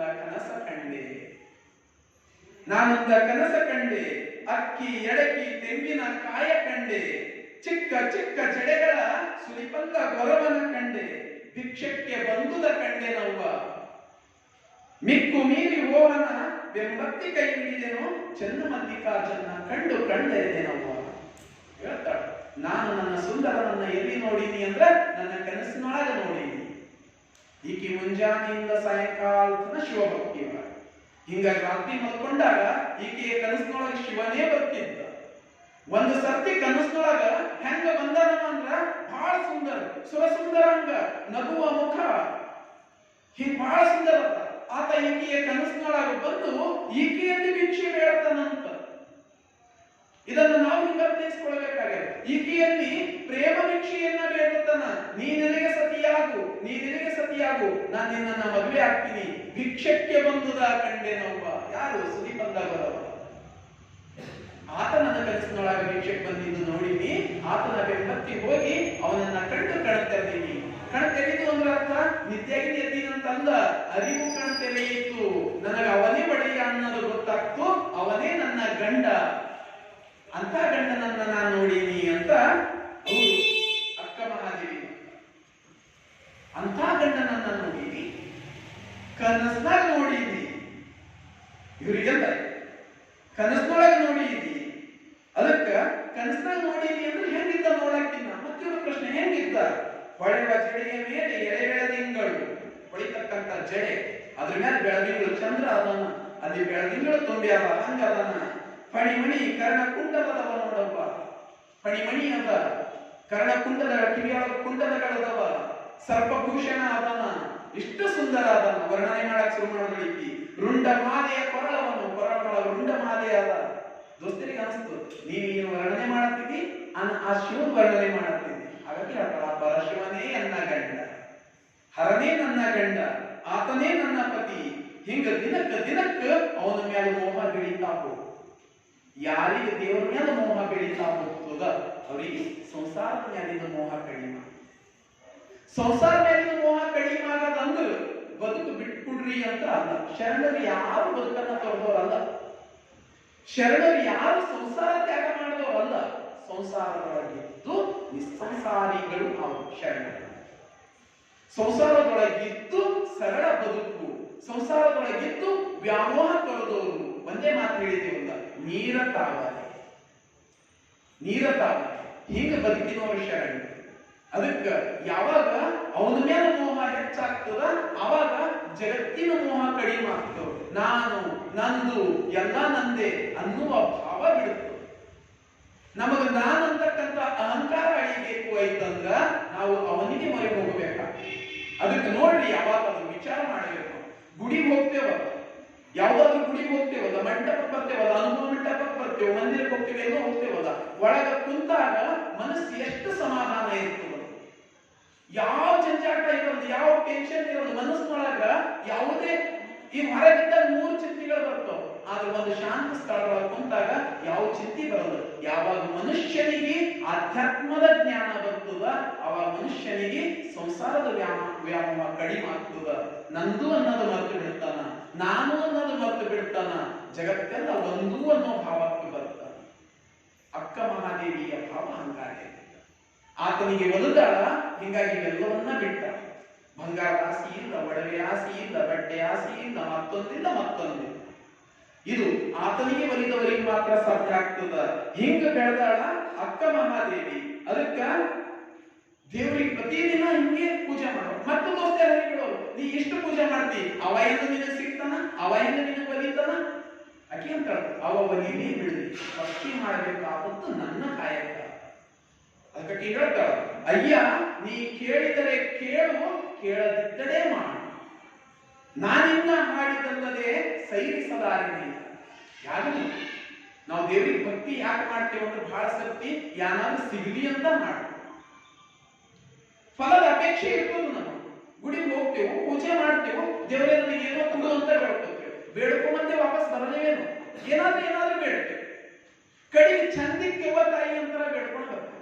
ಬಟ್ ಒಂದು ಅಪೇಕ್ಷೆ ಇರ್ತದೆ. ಆದ್ರೆ ಅಕ್ಕ ಮಹಾದೇವಿ ಅಪೇಕ್ಷೆ ಹಂಗಲ್ಲ. ಅಯ್ಯ ನೀ ಕೇಳಿದರೆ ಕೇಳು, ಕೇಳದಿದ್ದರೆ ಮಾಡು. ಕೇಳದೆ ಬಿಟ್ಟು ನಿನ್ನ ಹಾಡಿದಲ್ಲದೆ ಸೈರಿಸಲಾರೆ. ನಾನು ನಿನ್ನ ಹಾಡೇ ಹಾಡ್ತೀನಿ, ನಿನ್ನನ್ನ ವರ್ಣಿಸ್ತೀನಿ, ನಿನ್ನನ್ನ ಕೀರ್ತನೆ ಮಾಡ್ತೀನಿ, ಅದನ್ನ ಬಿಟ್ಟು ನಾನು ಸೈರಿಸಿಲ್ಲ. ಅಯ್ಯ ನೀನೊಲಿದರೆ ಒಲಿ, ಒಲಿಯದಿದ್ದಡೆ ಮಾಡು. ನೀನು ಒಂದರ ಒಲಿ, ನಾನು ಒಲಿಯದಿದ್ರೆ ಬಿಟ್ಟು ಬಿಡು. ಇದಕ್ಕೇನಂತಾರ ನಿರ್ಮೋಹದ ಪ್ರೀತಿ ಅಂತ. ಪ್ರತಿಫಲಾಪೇಕ್ಷೆ ಇಲ್ಲ. ನಾನು ಅವ್ರಿಗೆ ಪ್ರೀತಿ ಮಾಡ್ತೀನಿ ಅಂದ್ರೆ ವಾಪಸ್ ಅವ್ರನ್ನ ಪ್ರೀತಿ ಮಾಡೇಬೇಕು ಅನ್ನೋ ಭಾವ ಇಲ್ಲದೇ ಇಲ್ಲ. ಅಯ್ಯ ನೀ ನನಗೆ ಒಲಿದರೆ ಒಲಿ, ಒಲಿಯದಿದ್ದಡೆ ಮಾಡು. ನಾನಿನ್ನ ಪೂಜಿಸದಲ್ಲದೆ ಸೈರಿಸಲಾಗಿದೆ. ನಾನಿನ್ನ ಪೂಜೆ ಮಾಡಲಾದೆ ಬಿಡಲ್ಲ. ಅಯ್ಯ ನೀ ಮೆಚ್ಚಿದಡೆ ಮೆಚ್ಚು, ಮೆಚ್ಚದಿದ್ದಡೆ ಮಾಡು. ನಾನಿನ್ನ ಅಪ್ಪಿದಲ್ಲದೆ ಸೈರಿಸಲಾರೇನಯ್ಯ. ಅಯ್ಯ ನೀ ನೋಡಿದಡೆ ನೋಡು, ನೋಡದಿದ್ದಡೆ ಮಾಡು. ನಾನಿನ್ನ ನೋಡಿ ಹಿಕ್ಕಿ ಹಾರೈಸಿದಲ್ಲದೆ ಸೈರಿಸಲಾರೇನಯ್ಯ. ಚನ್ನಮಲ್ಲಿಕಾರ್ಜುನಯ್ಯ ನಾನಿನ್ನ ಪೂಜಿಸಿ ಹರುಷದ ಓದಾಡು. ಇದೆಂತ ನಿಷ್ಕಾಮ ಭಕ್ತಿ ಅಂತ. ಕಾಮ ಅಂದ್ರೆ ಬಯಸ್ಸು, ನಿಷ್ಕಾಮ ಅಂದ್ರೆ ಏನೂ ಬಯಸ್ಲಾರದು, ಏನು ಬಯಸ್ತಿಲ್ಲ. ನೀನು ನನ್ನನ್ನು ಒಲಿತಿ ಅಂದ್ರೆ ಒಲಿ, ಒಲಿಯದಿದ್ದರೆ ಬಿಟ್ಬಿಡು. ನೀನನ್ನು ನೋಡ್ತಿ ಅಂದ್ರೆ ನೋಡು, ನೋಡ್ದಾಗ ಬಿಟ್ಬಿಡು. ನಿನ್ನನ್ನು ಪೂಜಿಸುವುದು ನನ್ನ ಧರ್ಮ, ಅದೇ ನನ್ನ ಕಾಯಕ ಅಂತ ನಾನು ಭಾವಿಸಿದ್ದೀನಿ. ನಾನು ಬದುಕುವವರೆಗೂ ನಿನ್ನನ್ನು ಪೂಜಿಸ್ತೀನಿ, ಬದುಕಾದ ನಂತರವೂ ನಿನ್ನನ್ನೇ ಪೂಜಿಸ್ತೀನಿ. ನೀನೊಬ್ಬನೇ ಎನ್ನ ಒಡೆಯ. ಹಾಡಿದ್ರ ನಿನಗೆ ಹಾಡ್ತೀನಿ, ಬೇಡದ್ರ ನಿನಗೆ ಬಿಡ್ತೀನಿ. ಎಂತ ಭಾವ ಇದು ಅಕ್ಕ ಮಹಾದೇವಿ. ಹಿಂಗಿದ್ದಳು ಆಕೆ ಶರಣೆ ಅಕ್ಕ ಮಹಾದೇವಿ. ಇವಳು ಹುಚ್ಚು ಭಕ್ತಿ ನೋಡಿ ಜನ ಆಡ್ಕೊತಿದ್ದಂತ. ಎಷ್ಟು ಹುಚ್ಚ ಐತಿ. ಮುಂಜಾನೆಯಿಂದ ಸಂಜೆ ತನ ಅದೇ ಗುಡಿ, ಅದೇ ದೇವ್ರು, ದೇವ್ರೇ ನನ್ನ ಗಂಡ. ದೇವರಿಗೆ ತಂದೆ ಅನ್ನೋದು ಕೇಳಿದೆವು, ದೇವರಿಗೆ ಗಂಡ ಅಂಬೋದು ಇದೆಂತ ರೀತಿ. ನಾವೆಲ್ಲ ದೇವರಿಗೆ ಏನಂತ ನಮ್ಮ ತಂದೆ ಅಲ್ಲ, ದೇವರೇ ತಂದೆ ಅನ್ನ. ಇದೆಂತ ರೀತಿ. ಹುಚ್ಚಾಗಿ ಹೇಳಿಕ್ಕಿ, ಹುಚ್ಚಾಗಿ ಬರೀ ಊರು ಹಿಂಗೆ ಹಾಡ್ಕೊತಿರ್ಲತ್ತಾಳ, ಗದ್ದಿ ಗದ್ದಿ ತಿರ್ಲತ್ತಾಳ, ಗುಡಿ ಗುಡಿ ಸುತ್ತತ್ತಾಳ. ಹಾರನೇ ನನ್ನ ಗಂಡ, ಹಾರನೇ ನನ್ನ ಗಂಡ. ಜನ ಆಡ್ಕೊಳಕ್ ಶುರು ಮಾಡಿದ್ರು. ಆಡ್ಕೊಂಡ್ರು ಈಕಿ ಮನಸ್ಸಿಗೆ ಯಾನುಘಾತ ಆಗಿಲ್ಲ, ಸಮಾಧಾನ. ಆಡ್ಕೊಳ್ಳಿ, ಚಂದ ಹೇಳ್ಕೊಳಕ್ಕಿ, ಆಡ್ಕೊಳ್ಳಿ, ಹೆದರದಿರು ಮನವೇ. ಆಕೆ ಮನಸ್ಸಿಗೆ ಸಮಾಧಾನ ಮಾಡ್ಕೊಳ್ತಾಳ. ಯಾರು ಯಾನ್ಯಾ ಕಲ್ಕೊಂಬ, ಯಾರು ಏನೇ ಕಂಬಲ್, ಯಾರು ಛೇಡ್ಸಲ್ರಿ ಯಾಕ, ಯಾರು ಮನಸ್ಸಲ್ರಿ ಯಾಕ, ನೀ ಮನಸ್ಸು ಸಮಾಧಾನ ಚಿತ್ತದಿಂದ ಮನಸ್ಸಿಗೆ ಸಮಾಧಾನ ಆಗ್ತಾಳ. ಹೆಂಗ್ ಹೇಳ್ತಾಳ ಮನಸ್ಸಿಗೆ ಸಮಾಧಾನ? ಹೆದರದಿರು ಮನವೇ, ಬೆದರದಿರು ಮನವೇ, ನಿಜವನ್ನರಿದು ನಿಶ್ಚಿಂತನಾಗಿ. ನೀ ಅನ್ಸ್ಲಕ್ ಹೋಗಬೇಡ, ಅಳಕ್ಲಕ್ ಹೋಗಬೇಡ, ಬೆದರ್ಲಕ್ ಹೋಗಬೇಡ. ಸತ್ಯ ಏನದ ಅರ್ಥ ಮಾಡ್ಕೊಂಡು ನಿಶ್ಚಿಂತೆಯಿಂದ ಏನದ ಸತ್ಯ, ಸತ್ಯ ಅರ್ಥ ಮಾಡ್ಕೊಂಡು ನಿಶ್ಚಿಂತಿರೋ ಅಂತ ಮನಸ್ಸಿಗೆ ಹೇಳ್ತಾವ. ಹಾಗಾದ್ರೆ ಏನದ ಸತ್ಯ? ಸತ್ಯ ಏನದ ಅಂದ್ರ ಫಲವಾದ ಮರವನ್ನು ಕಲ್ಲಲ್ಲಿ ಇಡುವುದೊಂದು ಕೋಟಿ. ಫಲವಾದ ಮರವನ್ನ ಕಲ್ಲಲ್ಲಿ ಇಡುವುದೊಂದು ಕೋಟಿ, ಎದುವದ ಮರನ ಇಡುವುದ ಕಂಡೇ ಇಲ್ಲ. ಯಾರಿಗೆ ಕಲ್ಲು ಯಾವ್ದು ಕುಡಿತಾರ? ಯಾವುದು ತುಂಬಾ ಹಣ್ಣು ಇರ್ತಾವಲ್ಲ ಅದಕ್ಕೆ ಕಲ್ಲು ಹೊಡಿತಾರ. ಈ ಹಣ್ಣಿನಿಂದ ಏನು ಕಾಯಿಲ್ಲ, ಏನಿಲ್ಲ, ಸೂದ ಬೆಳೆದಂತ ಒಂದು ಗಿಡ ಅಂತ ಹೇಳ್ತಾರೆ. ಯಾರು ಅದಕ್ಕೆ ಕಲ್ಲು ಹೊಡಿತಾರ? ಮಂದಿ ಕಲ್ಲು ಹೊಡೆಯೋದು ಯಾಕ? ಯಾವ್ದು ತುಂಬಿದ್ದದ, ಯಾವ್ದು ಫಲ ಬರೀತದ ಅದಕ್ಕೆ ಕಲ್ಲು ಹೊಡಿತಾರ. ಇಷ್ಟು ಜನ ನನಗೆ ಕಲ್ಲು ಹೊಡಿಲತ್ತಾರ, ಹೀಯಾಳಿಸ್ಲತ್ತಾರ, ಟೀಕಿಸ್ಲತ್ತಾರ, ನಿಂದಿಸ್ಲತ್ತಾರ. ಅಂದ್ರೆ ನಾನು ಈಗ ಪರಿಪೂರ್ಣರಾಗಿದ್ದೀನಿ, ಫಲವಾದ ಮರನ. ಆಕೆ ಮನಸ್ಸಿಗೆ ಸಮಾಧಾನ ಹೇಳತ್ತಾಳ. ಅದಕ್ಕ ನೀನು ನಿಜವನ್ನರಿತು ನಿಶ್ಚಿಂತೆಯಿಂದ ಇರು ಮನವೇ. ಯಾರಾದ್ರೂ ಕಲ್ಲು ಹೊಡೆದ್ರ ಹಣ್ಣೆತ್ತಿದ ಮರಕ್ಕೆ ಕಲ್ಲು ಹೊಡಿತಾರ, ಫಲವಾದ ಮರಕ್ಕೆ ಹೊಡಿತಾರ, ಎದುವದ ಮರನ ಇಡುವವರೊಬ್ಬರನ್ನೂ ಕಾಣೆ. ಭಕ್ತಿಯುಳ್ಳವರ ಬೈಯುವವರೊಂದು ಕೋಟಿ, ಭಕ್ತಿ ಇಲ್ಲವದವರ ಬೈಯುವವರೊಬ್ಬರನ್ನೂ ಕಾಣೆ. ಯಾರಿಗೆ ಭಕ್ತಿ ಇರ್ತದ ಅವರಿಗೆ ಜನ ಬೈತಾರೆ. ಹುಚ್ಚಾಗ್ಯಾನ ಅಂತ. ಹುಚ್ಚುತನವೂ ಕೂಡ ಒಂದು ಭಕ್ತಿ. ಕೆಲವರು ಭಕ್ತಿ ಒಳಗೆ ಎಷ್ಟು ಏನಾಗ್ತಾರ, ಜಗತ್ತು ಕಣ್ಣಿಗೆ ಅವ್ರು ಹುಚ್ಚರು ಕಾಣಿಸ್ತಾರ. ಆದ್ರೆ ನಿಜವಾಗ್ಲೂ ಅವ್ರೊಳಗ ಭಕ್ತಿಯ ಪರಾಕಾಷ್ಠೆ ಇರ್ತದೆ. ಭಕ್ತಿಯೊಳಗ ತಮ್ಮನ್ನ ತಾವು ಹೆಂಗ ಮರ್ತಾರ ಅನ್ನೋದೇ ಅವ್ರಿಗೆ ಗೊತ್ತಿರೋದು. ಹಿಂಗ ಅಕ್ಕ ಮಹಾದೇವಿ ಹೆಂಗ ಭಕ್ತಿ ಇತ್ತು, ಆ ಭಕ್ತಿಯೊಳಗ ಆಕೆ ಎಷ್ಟು ಮೈ ಮರಿತಿದ್ರು ಅಂದ್ರೆ ಜಗತ್ತವ್ರು ಆಡ್ಕೋತಿದ್ರು ಅಂತ. ಮಾಡ್ಕೋತಿದ್ರು, ಮಾತಾಡ್ತಿದ್ರು, ಛೇಡಿಸ್ತಿದ್ರು, ನಿಂದೆ ಮಾಡ್ತಿದ್ರು. ಅದಕ್ಕೆ ಅಂತಿಳು, ಈ ಮಂದಿ ಯಾನೇ ಕೊಬ್ಬಿ ಹೊಡ್ಕೊಂಬಂದು ನನ್ನ ಭಕ್ತಿ ಏನದ ಅದು ಮಾಡಬೇಕು. ಹೀಗ ಮಂದಿ ಏನು ಅಂತಾರ ಅಂತೇಳಿ ನಮ್ಮ ಕಾಯಕ ಬಿಡಬೇಕೇನು? ಏನ್ ಮಾಡಿದ್ರು ಜನ ಅಂತಾರ. ನೀವೆಲ್ಲರ ನಿಂತಿದ್ರಿ, ಕುಚ್ಚು ನಿಂತಾನೆ ಅಂತ ನೋಡ್ರಿ. ಎಲ್ಲರ ಕೂಡ್ರಿ ನೀವು. ರಾಜ ಕೇಳ್ಕೊತಾನೆ ಹೆಂಗ ಕುಂತ ನೀವು ಮಕ್ಕೊಂಡು ನೋಡ್ರಿ. ಮಲ್ಕೊಂಡು ನಿಮಗೆ ಯಾನ್ ದಂಧೆ ಇಲ್ಲ ಕಾಣಿಸ್ತು, ಮಕ್ಕೊಂಡೆ ನಿಂತರೂ ಆಡುವುದು ಜನ, ನಡೆದರೂ ಆಡುವುದು ಜನ, ಕುಂತರೂ ಆಡುವುದು ಜನ, ಮಲಗಿದರೂ ಆಡುವುದು ಜನ, ಕೊನೆಗೆ ಸತ್ತರೂ ಆಡುವುದು ಜನ. ಆಡ್ಕೊಂಬದು ಯಾರು ಬಿಟ್ಟಿದೆ, ಯಾರು ಯಾರೋ ಆಡ್ಕೋತಾರಂತ ನಮ್ ಕೆಲಸ ಬಿಟ್ಕೊಡ್ಬೇಕೇನ? ಆಡ್ಕೋದಿ. ಆಡೋ ನಡವಳಿಕೆ ಹುಟ್ಟಿದೇವಲ್ಲ, ಆಡೋ ನಡವಳಿಕೆ ಹುಟ್ಟಿದೆವು. ಆಡೋರು ಯಾಕೆ ಆಡೋದು? ಚಂದ ಹೇಳ್ತಾಳೆ, ಬೆಟ್ಟದ ಮೇಲೊಂದು ಮನೆಯ ಮಾಡಿ ಶಬ್ದಕ್ಕೆ ನಾಚಿದೊಡೆ ಅಂತ. ಬೆಟ್ಟ ಮೃಗಗಳಿಗೆ ಅಂಜಿದೊಡೆ ಅಂತ. ಬೆಟ್ಟದ ಮೇಲೆ ಒಂದು ಮನೆ ಮಾಡಿದ್ದೇವೆ ಅಂತ. ಮೃಗಗಳಿಗೆ ಯಾರು ಅಂಜದಿರ್ತದೆ? ಅದು ನೋಡಿ ಅಲ್ಲಿ ಹೋಗಿ ಮನೆ ಮಾಡಿದ್ದೇವೆ ನಾವು. ಮೃಗಗಳಿಗೆ ಗೊತ್ತೇ ಅಲ್ಲ, ಅಂಜಬೇಕು ಯಾಕ? ಬೆಟ್ಟದ ಮೇಲೊಂದು ಮನೆಯ ಮಾಡಿ ಮೃಗಗಳಿಗೆ ಅಂಜಿದೊಡೆ ಅಂತಯ್ಯ. ಸಮುದ್ರದ ದಡದಲ್ಲೊಂದು ಮನೆಯ ಮಾಡಿ ನೆರೆ ತೊರೆಗಳಿಗೆ ಅಂಜಿದೊಡೆ ಅಂತಯ್ಯ. ತೆರೆಗಳ ಬರ್ತಾವಲ್ಲ, ಅದಕ್ಕೆ ಅನ್ಸಿದ್ರೆ ಹೆಂಗ? ಸಮುದ್ರ ಮೇಲೆ ಮನೆ ಮಾಡಿದ್ರೆ ಅದು ಅಂಜಬೇಕಾಗಿಲ್ಲ.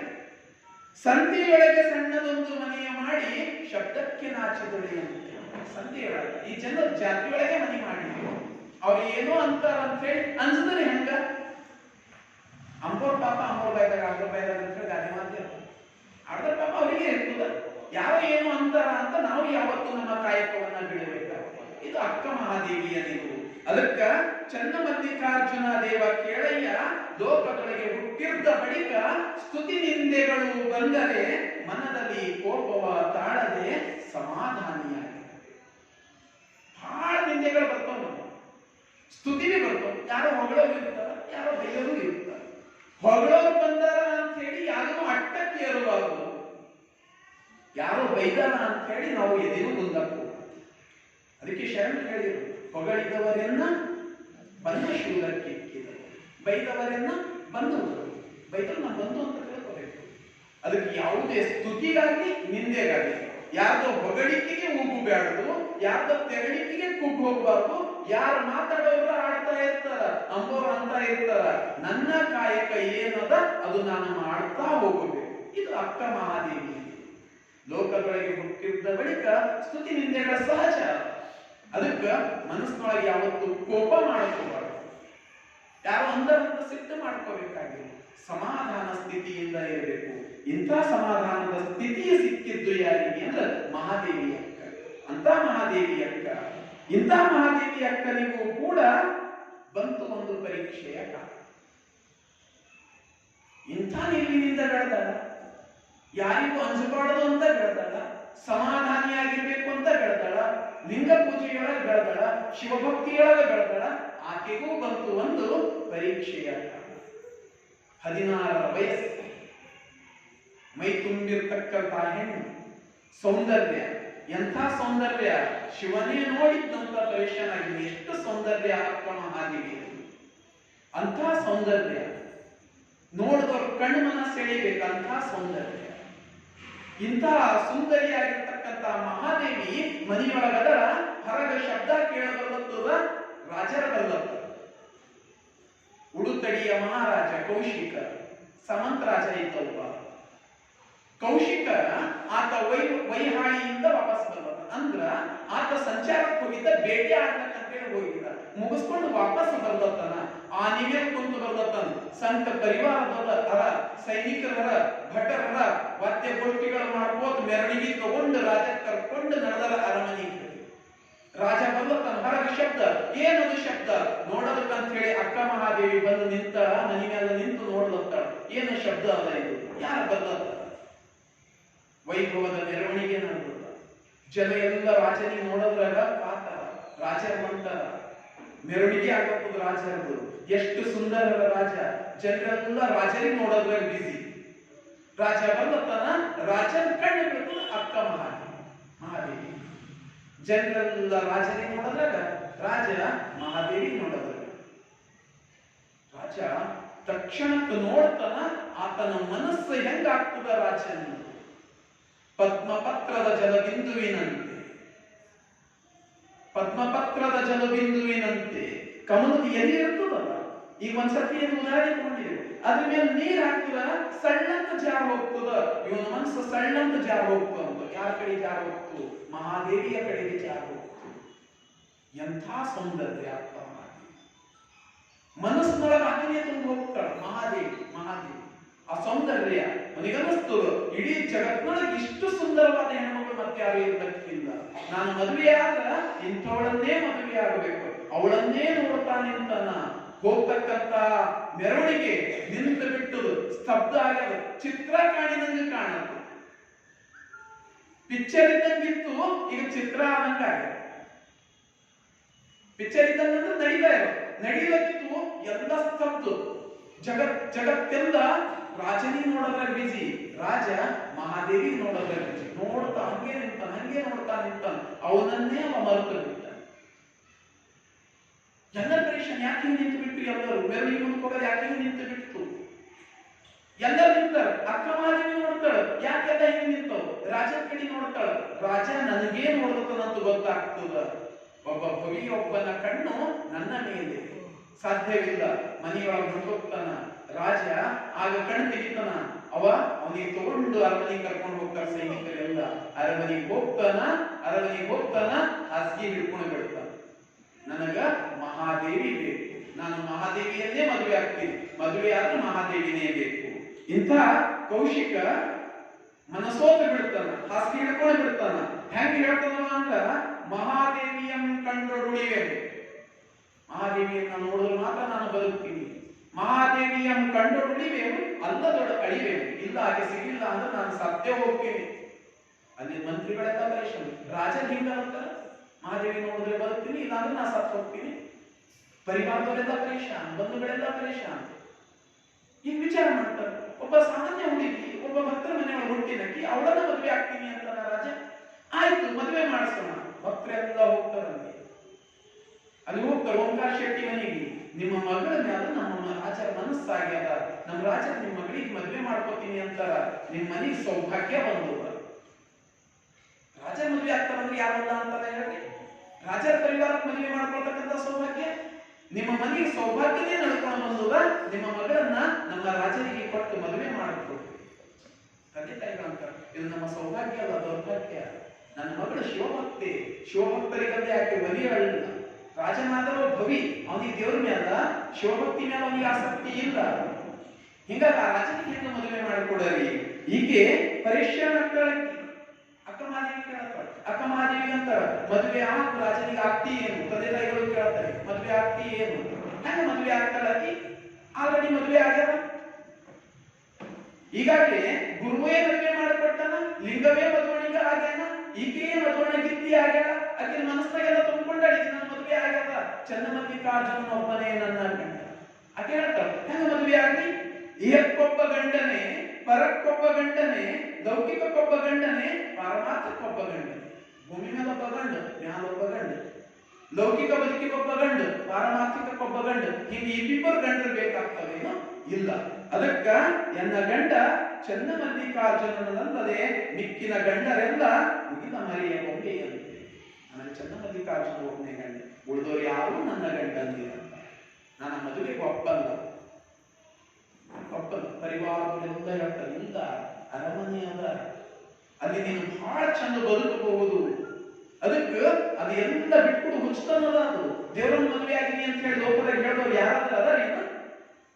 ದೇವ್ರಿಗೆ ಮದುವೆ ಆಗಕ್ಕೆ ಸಾಧ್ಯ ಅಲ್ಲ. ನೀನ್ ದೇವ್ರಿಗೆ ಮದುವೆ ಆಗಿಲ್ಲ, ಆ ಚನ್ನಮಲ್ಲಿಕಾರ್ಜುನ ಗಂಡ ಹುಚ್ಚತನದ, ಬಿಟ್ಕೊಡು ಇದು. ನಿನ್ನ ರಾಜನನ್ನ ಮದುವೆ ಆಗು, ಬಹಳ ವೈಭವದಿಂದ ಬದುಕಬಹುದು. ಆಕೆ ಅಂತಾಳ, ಯಾರು ರಾಜ?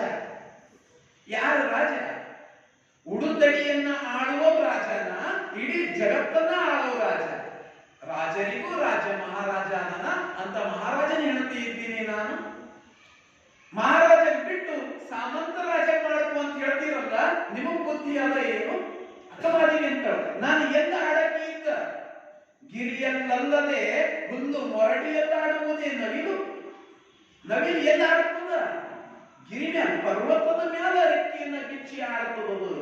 ಹುಲ್ಲು ಮೊರಡಿಗಳಾಗಿ ಬಂದು ಆಟ ಆಡ್ತದೇನೆ ಯಾವತ್ತರ ಅದು. ನಾನು ಹಂಗ ಆತನಿಗೆ ಸಾಮ್ರಾಟನಿಗೆ ಬದುಕಿ ಇದ್ದೀನಿ. ನಾನು ಸಾಮಾನ್ಯ ಸಾಮಂತ ರಾಜನಿಗೆ ನಾನು ಮದುವೆ ಆಗ್ತೀನಿ. ಕೊಳನಲ್ಲದೆ ಕಿರಿವಳ್ಳ ಕೆಳಸುವುದೇ ಹಂಸೆ. ಹಂಸ ಶುಭ್ರವಾಗಿರ್ತಕ್ಕಂಥ ಹಂಸ ಎಲ್ಲ ಆಡ್ತದ, ಕೊಳದೊಳಗ ಆಡ್ತದ, ಬಚ್ಚಲ್ಮ ಮೊರೆ ನೀರಿನಾಗ ಆಟ ಆಡ್ತದೇನೆ, ಅವತ್ತರ ಸಣ್ಣ ಸಣ್ಣ ಹಳ್ಳದಾಗ ಕೆರೆಯೊಳಗೆ ಆಟ ಆಡ್ತದೇನೆ ಹಂಸ. ನಾನು ಹಂಗ ಕೊಳದೊಳಗ ಆಡ್ತಕ್ಕಂಥ ಹಂಸ ಇದ್ದೀನಿ. ಗಿರಿಮೆದಾಡ್ತಕ್ಕಂಥ ನವಿಲಿದ್ದೀನಿ. ಮಾಮರ ತಳಿತಲ್ಲದೆ ಸ್ವರಗೈಯುವುದೇ ಕೋಗಿಲೆ, ಪರಿಮಳವಿಲ್ಲದ ಪುಷ್ಪ ಕೆಳಸುವುದೇ ಭ್ರಮರ. ದುಂಬಿ ಯಾವತ್ತಾದ್ರೂ ಪರಿಮಳ ಇಲ್ಲದ ಹೂವಿನ ಕಡೆ ಎಳಸ್ತದೇನೋ? ಎನ್ನ ದೇವ ಚನ್ನ ಮಲ್ಲಿಕಾರ್ಜುನನಲ್ಲದೆ ಅನ್ಯ ವಿಷಯ ಕೆಳಸುವುದೇ ಎನ್ನ. ನನ್ನ ಒಡೆಯ ಚನ್ನ ಮಲ್ಲಿಕಾರ್ಜುನ ಆತನಿಗೆ ಬಿಟ್ಟು ಬೇರೆ ವಿಷಯದ ಕಡೆ ನನ್ನ ಮನಸ್ಸು ಹೋಗ್ತದೇನೋ? ಇಲ್ಲ, ಚನ್ನ ಮಲ್ಲಿಕಾರ್ಜುನನೊಬ್ಬನೇ ನನ್ನ ಗಂಡ. ಲೋಕದ ಗಂಡನನ್ನು ಒಯ್ದು ಒದೆಯೊಳಗಿಟ್ಟು ಇವ ನನ್ನ ಕೌಶಿಕ ಅಷ್ಟ ಅದೇನಿಲ್ಲ, ನನ್ನ ವ್ಯಾಮೋಹ ಇಲ್ಲ. ಆ ದೇವರೇ ನನ್ನ ಹರನೊಬ್ಬನೇ ನನ್ನ ಗಂಡ. ಆ ಮಹತ್ತಾಗಿರ್ತಕ್ಕಂತಹ ದೇವರನ್ನ ನಾನು ಮೆಚ್ಚಿಕೊಂಡಿನಿ. ಆ ಮಹಾರಾಜ ಸಾಮ್ರಾಟನನ್ನ ನಾನು ಮೆಚ್ಚಿಕೊಂಡಿನಿ. ಈ ಅರಮನೆ ಆಸೆ ನನ್ನ ಹುಚ್ಚ ಆಗ್ಯಾಳ ಈ ಮಹಾರಾಜ. ಚೆನ್ನಾಗಿ ಹುಚ್ಚಾಗಿದ್ದೀನಿ. ಈ ಮನೆಗೆ ಯಾರದ ನಿನಗೆ? ಅದು ಅರಮನೆ ಅಲ್ಲ. ಇಲ್ಲ ಒಂದು ಲಿಂಗ ಇಟ್ಟುಕೊಂಡು ಕೂಡ್ತಿ. ನಿನಗೇನ ಆಭರಣ ಅವನ, ಬಂಗಾರ ಅವನ, ಮೈನಲ್ಲಿ ಇಷ್ಟದಾಗ ಬೆಳ್ಳಿ ಅವನ, ನಿನಗ ಏನದ? ಅರಮನೆ ಅರಮನೆ. ಇಂಥ ಚಾನ್ಸ್ ಯಾರಿಗೆ ಸಿಗ್ತದ? ಸುಮ್ಮನು ಅರಮನೆಗೆ ಮಹಾರಾಣಿ ನೀನು ಇರ್ತಿ, ನಿನ್ನ ತಂದೆ ತಾಯಿ ಸುಖದಿಂದ ಇರ್ತಾರ, ನಿನ್ನ ಪರಿವಾರ ಸುಖದಿಂದ ಇರ್ತದ. ಮದುವೆ ಆಗು. ಎಷ್ಟು ತಿಳಿಸಿ ಹೇಳ್ತಾರ ಮಹಾದೇವಿ. ಹಾಗೆ ಅಂತಾಳ, ರತ್ನದ ಸಂಕೋಲಿಯಾಗಡೆ ಕೊಡವಲ್ಲವೇ ಅರಮನೆ ಅದ. ಅರಮನೆ ಅದ. ಹಾಗಂತ ಹೇಳಿ ನಾವು ರತ್ನದ ಬೇಡಿ ಮಾಡಿ ಹಾಕೊಂಡೇವು ಅಂದ್ರೆ ಅದು ಬೇಡಿ ಅಲ್ಲ ಏನು? ಕಬ್ಬಿಣ ಹಾಕೊಂಡ್ರೆ ಬೇಡಿ ಅಂತಾರ. ಮುತ್ತಿನ ಬಲಿ ಆಗಡೆ ಬಂಧನ ಅಲ್ಲವೇ? ಬಲಿ ಹಗ್ಗದಿತ್ತಷ್ಟೇ ಬಂಧನ ಏನದು? ಮುತ್ತಿನಿತ್ತಂದ್ರೆ ಬಂಧನ ಅಲ್ಲ ಏನದು? ಚಿನ್ನದ ಕತ್ತಿಯಲ್ಲಿ ತಲೆ ಹೊಯ್ದರೆ ಸಾಯದಿರ್ಬರೆ, ಬಂಗಾರದ ಚಾಕು ತಗೊಂಡು ಕುತ್ತಿಗೆ ಕತ್ತರಿಸಿ ಅಂತಿರ್ಬರೆ ಸಾಯ್ತಾರ ಸಾಯೋದು. ಕಬ್ಬಿಣ ತಗೊಂಡು ಕತ್ತರಿಸಿದ್ರೆ ಸಾಯ್ತಾರೇನು? ಹಾಗಂತ ಹೇಳಿ ಅಂದ್ರೆ ಅರಮನೆ ಅಂತ ಹೇಳಿ ನಾನು ಭಗವಂತನದೊಳಗೆ ಬೀಳ್ಯಾನು? ಅಕ್ಕ ಮಹಾದೇವಿಯ ಪ್ರಶ್ನೆ ಇದು. ಅದಕ್ಕ ಲೋಕದ ಭಜನೆಯ ಭಕ್ತಿಯಲ್ಲಿ ಸಿಕ್ಕಿದರೆ ಜನನ ಮರಣ ಬಿಡುವುದುಂಟೆ ಚನ್ನ ಮಲ್ಲಿಕಾರ್ಜುನ. ಅದಕ್ಕೆ ಈ ಲೋಕದ ಭವಬಂಧನದೊಳಗೆ ಬಿಟ್ಟರೆ ಬಿದ್ದ ಅಂದ್ರ ನನಗೆ ಭವಬಂಧನ ಬಿಡಲ್ಲ ಅಂತ ತಿಳ್ಕೊಂಡಿದ್ದೀನಿ. ಬೇಡ, ಅರಮನೆ ಆದ್ರೂ ಬೇಡ, ಮತ್ತೊಂದೇನಾದ್ರೂ ಬೇಡ, ನನಗ ನನ್ನ ಭಕ್ತಿಯ ಮನೆಯೇ ಸಾಕು. ಇದು ಅಕ್ಕ ಮಹಾದೇವಿ ಕಡೆಗೆ ಒತ್ತಡ ಬರ್ತದೆ. ಈಗ ನೀನು ಮದುವೆ ಆಗಿಲ್ಲ ಅಂದ್ರ ನಿನ್ನ ತಂದೆ ತಾಯಿಗಳ ಕೊಲೆ ಆಗ್ತದ. ಹೆಂಗ ಮಾಡ್ತಿ ಮಹಾದೇವಿ? ಇನ್ನೇನು ಮಾಡಬೇಕು? ನಿನ್ನ ಪರಿವಾರ ಕಷ್ಟಕ್ಕೆ ಬೀಳ್ತದ, ನಿನ್ನ ಬದುಕು ಕಷ್ಟಕ್ಕೆ ಆಗ್ತದ. ನನ್ನ ಬದುಕಿಗೆ ಕಷ್ಟ ಆದ್ರೆ ಆಗ್ಲಿ, ನಿನ್ನ ತಂದೆ ತಾಯಿ ಬದುಕು, ನಿನ್ನ ಪರಿವಾರದ ಬದುಕು, ನಿನ್ನ ಬಂಧು ಬಳಗದ ಬದುಕು. ರಾಜ ಸಾಮಾನ್ಯ ರಾಜ ಅಲ್ಲ ಅಲ್ಲ, ನಿಮ್ಮೆಲ್ಲರಿಗೆ ಕಷ್ಟ ಆಗ್ತದೆ. ಹೆಂಗ ಮಾಡ್ತೀವಿ? ಆಗ ಒಪ್ಪ ಆಯ್ತು. ಅವ ಮ್ಯಾಲ ಕುಂತ ಹಂಗ ಆಡಿಸ್ತಂದ್ರ ನೋಡ್ರಿ. ಆದ್ರ 3 ಕಂಡೀಷನ್ ಅದಾವ. ಅದಕ್ಕೆ ರಾಜ ಒಪ್ಕೋತಾನಂದ್ರ ಮದುವೆ ಆಗ. ಏನು ಕಂಡೀಷನ್? ಒಂದು ಭಕ್ತರ ಮನವನ್ನ ನೋಯಿಸದಂತೆ ಇರಬೇಕು ರಾಜ. 2 ನನ್ನ ಲಿಂಗ ಪೂಜೆಗೆ ಯಾವತ್ತಿಗೂ ಭಂಗ ಬರಬಾರದು, ಹಂಗ ಬದುಕಬೇಕು ರಾಜ. ಜಂಗಮ ದಾಸೋಹಕ್ಕೆ ಯಾವತ್ತೂ ಕೊರತೆ ಆಗಬಾರದು, ಹಂಗ ಬದುಕಬೇಕು ರಾಜ. ಭಕ್ತರು, ಲಿಂಗ, ಜಂಗಮ ಇವು 3ರ ಸೇವೆಗೆ ಯಾವತ್ತೂ ತೊಂದರೆ ಮಾಡನ್ನ ಒಂದ್ ವೇಳೆ ರಾಜ ಇದ್ದ ಅಂದ್ರ ನಾನು ಆ ಮನೆಯೊಳಗೆ ಇರ್ತೀನಿ. ರಾಜ ಹೇಳ್ತಾನ, ಆಯ್ತು ನಾನು ಭಾಷೆಯನ್ನ ಕೊಡ್ತೀನಿ. ಅದಕ್ಕ ಅವ ಹೇಳ್ತಾನ, ಲಗನೆ ಕೇಳು, ನಿನ್ನ ಬಯಕೆಯನ್ನು ಸಲ್ಲಿಸುವೆನೋ ಮೊದಲಲ್ಲಿ, ಬಳಿಕಾನು ಒಲಿಸಿಕೊಂಡು. ನಿನ್ನ ಬಯಕೆ ಏನಂದ್ರೆ ಅದೆಲ್ಲ ತೀರಿಸ್ತೀನಿ, ಆಮೇಲೆ ನಿನ್ನನ್ನ ನಾನು ಒಲಿಸಿಕೊಳ್ತೀನಿ. ಹಾಗಾಗಿ ಈಗ ಅನಿಸ್ತದೆ, ಹೌದು ಈಗ ಸ್ವಲ್ಪ ಧರ್ಮ ನಿರತ ಕಾಣಿಸ್ತಾನೆ, ಇದನ್ನು ಒಂದು ಧರ್ಮ ಅಂತ ಹೇಳಿ ಆಕೆ ಪಲ್ಲಕ್ಕಿಯನ್ನ ಏರಿ ಅರಮನೆಗೆ ಹೋಗ್ತಾಳೆ. ಅರಮನೆಯೊಳಗ ರಾಜನ ಅರಮನೆಯೊಳಗೆ ಆಕೆಯ ಬದುಕು. ಆಗ ಅರಮನೆಯೊಳಗಿದ್ದು ಕೂಡ ಅರಮನೆಯೊಳಗೆ ಇಲ್ಲದಂತಹ ಬದುಕು. ಯಾವುದಕ್ಕೂ ಆಸೆ ಮಾಡ್ಕೊಡಲ್ಲ.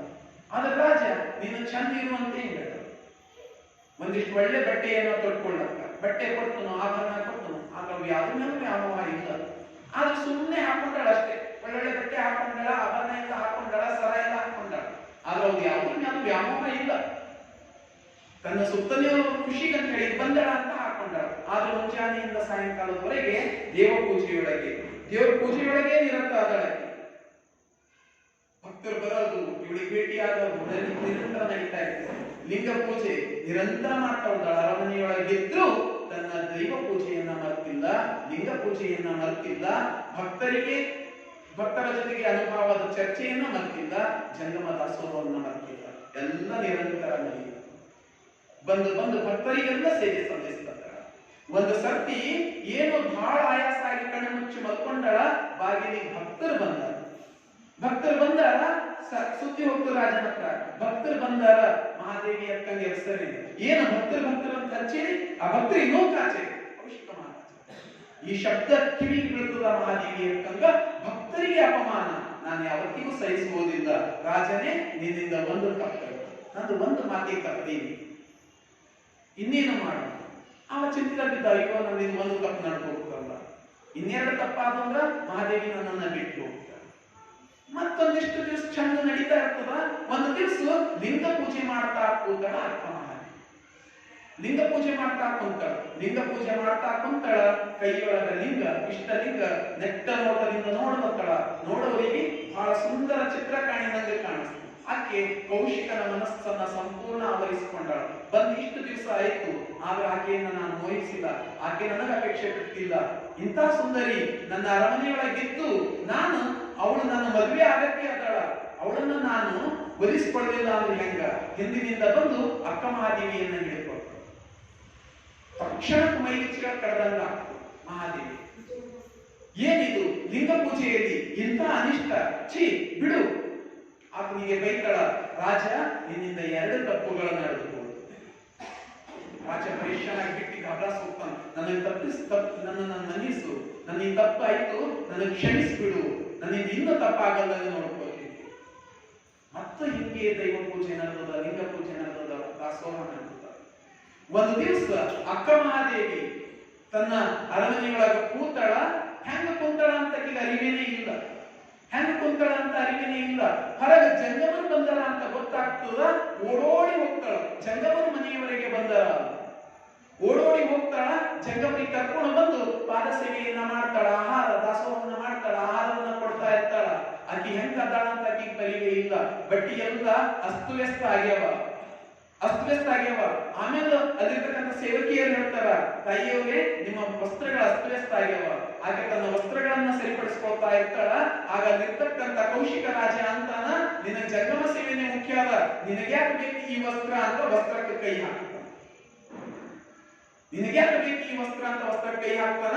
ಅಕ್ಕ ಮಹಾದೇವಿಗೆ ಅನ್ನಿಸ್ತದ, ಜಂಗಮ ಸೇವೆಯೊಳಗಿದ್ದಾಗ ನೀನ್ ನನ್ನ ವಸ್ತ್ರಕ್ಕೆ ಕೈ ಹಾಕಿದಿ, ಇದು ನಾಚಿಕೆ ಗೇಡು. ನೀನು ಪಟ್ಟಿರ್ತಕ್ಕಂಥ 3 ಭಾಷೆಗಳನ್ನ ನೀನು ತಪ್ಪಿದಿ. ಹೀಗಾಗಿ ನಿನ್ನ ಜೊತೆಗೆ ಇರ್ತಕ್ಕಂಥ ಭಾವ ನನಗಿಲ್ಲ. ಈಗ ನನಗ ಆ ಹರನೊಬ್ಬನೇ ಗಂಡ, ಅವನಿಗಾಗಿ ನಾನು ಪರಿತಪಿಸ್ತಾ ಇದ್ದೀನಿ ಹಿಂಗ ಅಂತ ಹೇಳಿ ಆಕೆ ಭಾಷೆಯನ್ನ ತಪ್ಪಿದಿ. ಈಗ ನಾನು ನಿನ್ ಜೊತೆ ಇರಲ್ಲ. ಈ ವಸ್ತ್ರ ಕೈ ಹಾಕಿದಿ, ಈ ವಸ್ತ್ರ ನಿಂದೆ, ಈ ಒಡವೆ ನಿಂದೆ. ಮೈಮ್ಯಾಲಿರ್ತಕ್ಕಂಥ ಒಡವೆ ಎಲ್ಲ ತೆಕ್ಕೊಡ್ತಾಳ. ರಾಜನ ಬಟ್ಟೆ ತೆಕ್ಕೊಡ್ತಾಳ. ನಾರುಮಡಿಯನ್ನ ಉಟ್ಕೊಂಡು ಹೊರಗೆ ಬರ್ತಾಳ. ನಾರುಮಡಿ ಅಂದ್ರೆ ಅದು ವೈರಾಗ್ಯದ ಸಂಕೇತ. ಸನ್ಯಾಸಿಗಳಾದವರು ನಾರುಮಡಿಯನ್ನ ಧರಿಸ್ತಾರೆ. ಹಿಂಗಾಗಿ ಆಕೆ ನಾರುಮಡಿಯನ್ನ ಉಟ್ಟು ರಾಜನ ಏನು ಕೊಟ್ಟಿದ್ದನಲ್ಲ ಆ ವಸ್ತ್ರವನ್ನ ತೆಗಿತಾಳಷ್ಟೇ. ವೈಭವದ ವಸ್ತ್ರವನ್ನ, ಸೀರೆಯನ್ನ ತೆಗೆದು ಕಳಚಿ ಬಿಡ್ತಾಳ. ಆ ಆಭರಣಗಳೆಲ್ಲ ತೆಗೆದು ಬಿಡ್ತಾಳ. ಯಾವುದೂ ಬೇಡ ಅಂತ ಒಂದು ಬಿಳಿಯ ಸೀರೆ, ನಾರುಮಡಿಯನ್ನ ಉಟ್ಟಿ, ಮಡಿ ಸೀರೆಯನ್ನ ಉಟ್ಟು ಲಿಂಗವನ್ನ ಧರಿಸಿ ಆಕೆ ಹೊರಟು ಬಿಡುತ್ತಾಳ. ಎಲ್ಲಿಗೆ ಹೊರಡುತ್ತಾಳ? ಚನ್ನಮಲ್ಲಿಕಾರ್ಜುನನನ್ನ ಕಾಣ. ಹೆಂಗ್ ಹೊರಟಾಳಕ್ಕಿ ಉಟ್ಟ ಬಟ್ಟೆಯ ತೊಡೆದು ತೊಟ್ಟಾಳೋ ಮಡಿ ಬಟ್ಟೆ. ಉಟ್ಟ ಬಟ್ಟೆಯ ತೊಡೆದು ತೊಟ್ಟಾಳೋ ಮಡಿ ಬಟ್ಟೆ. ಬಿಟ್ಟಾಳೋ ವಸ್ತ್ರದ ವ್ಯಾಮೋಹ. ಈಗ ವಸ್ತ್ರಗಳ ಬೇಕಾಗಿಲ್ಲ, ಬಂಗಾರ ಏನು ಬೇಕಾಗಿಲ್ಲ, ತೆಗೆದು ಕಳಿಸ್ಕೊಟ್ಕೊಳ್ಳಿ. ನಿನ್ನ ಆಭರಣ ನಿನಗೆ, ನಿನ್ನ ಏನು ಬೆಲೆ ಬಾಳುವ ಸೀರೆ ಅದೆಲ್ಲ ನಿನಗೆ ಇರಲಿ. ಉಟ್ಟ ಬಟ್ಟೆಯ ತೊಡೆದು ತೊಟ್ಟಾಳೋ ಮಡಿ ಬಟ್ಟೆ. ಬಿಟ್ಟಾಳೋ ವಸ್ತ್ರದ ವ್ಯಾಮೋಹ. ಬಿಟ್ಟಾಳೋ ವಸ್ತ್ರದ ವ್ಯಾಮೋಹ. ಮಹಾದೇವಿ ತೊಟ್ಟಾಳೋ ರುದ್ರಾಕ್ಷಿ ಕಂಕಣವನ್ನ ಕಟ್ಟು ವೈಭವದ ಜೀವನವನ್ನ ಬಿಟ್ಟು, ಅರಮನೆಯನ್ನ ಬಿಟ್ಟು ಹೊರಟಾಳ. ಹೆಂಗ ಹೊರಟಾಳ ಆಕಿ? ಚಿನ್ನಾದ ಮನದವಳು. ಅವಳ ಮನಸ್ಸು ಯಾವತ್ತೂ ಕಲುಷಿತ ಆಗಿ, ಬಂಗಾರದಂತ ಮನಸ್ಸು. ಚಿನ್ನಾದ ಮನದವಳು ಚೆನ್ನಾಗಿ ನಡೆದಾಳ. ಚಿನ್ನದ ಮನದವಳು ಚೆನ್ನಾಗಿ ನಡೆದಾಳ.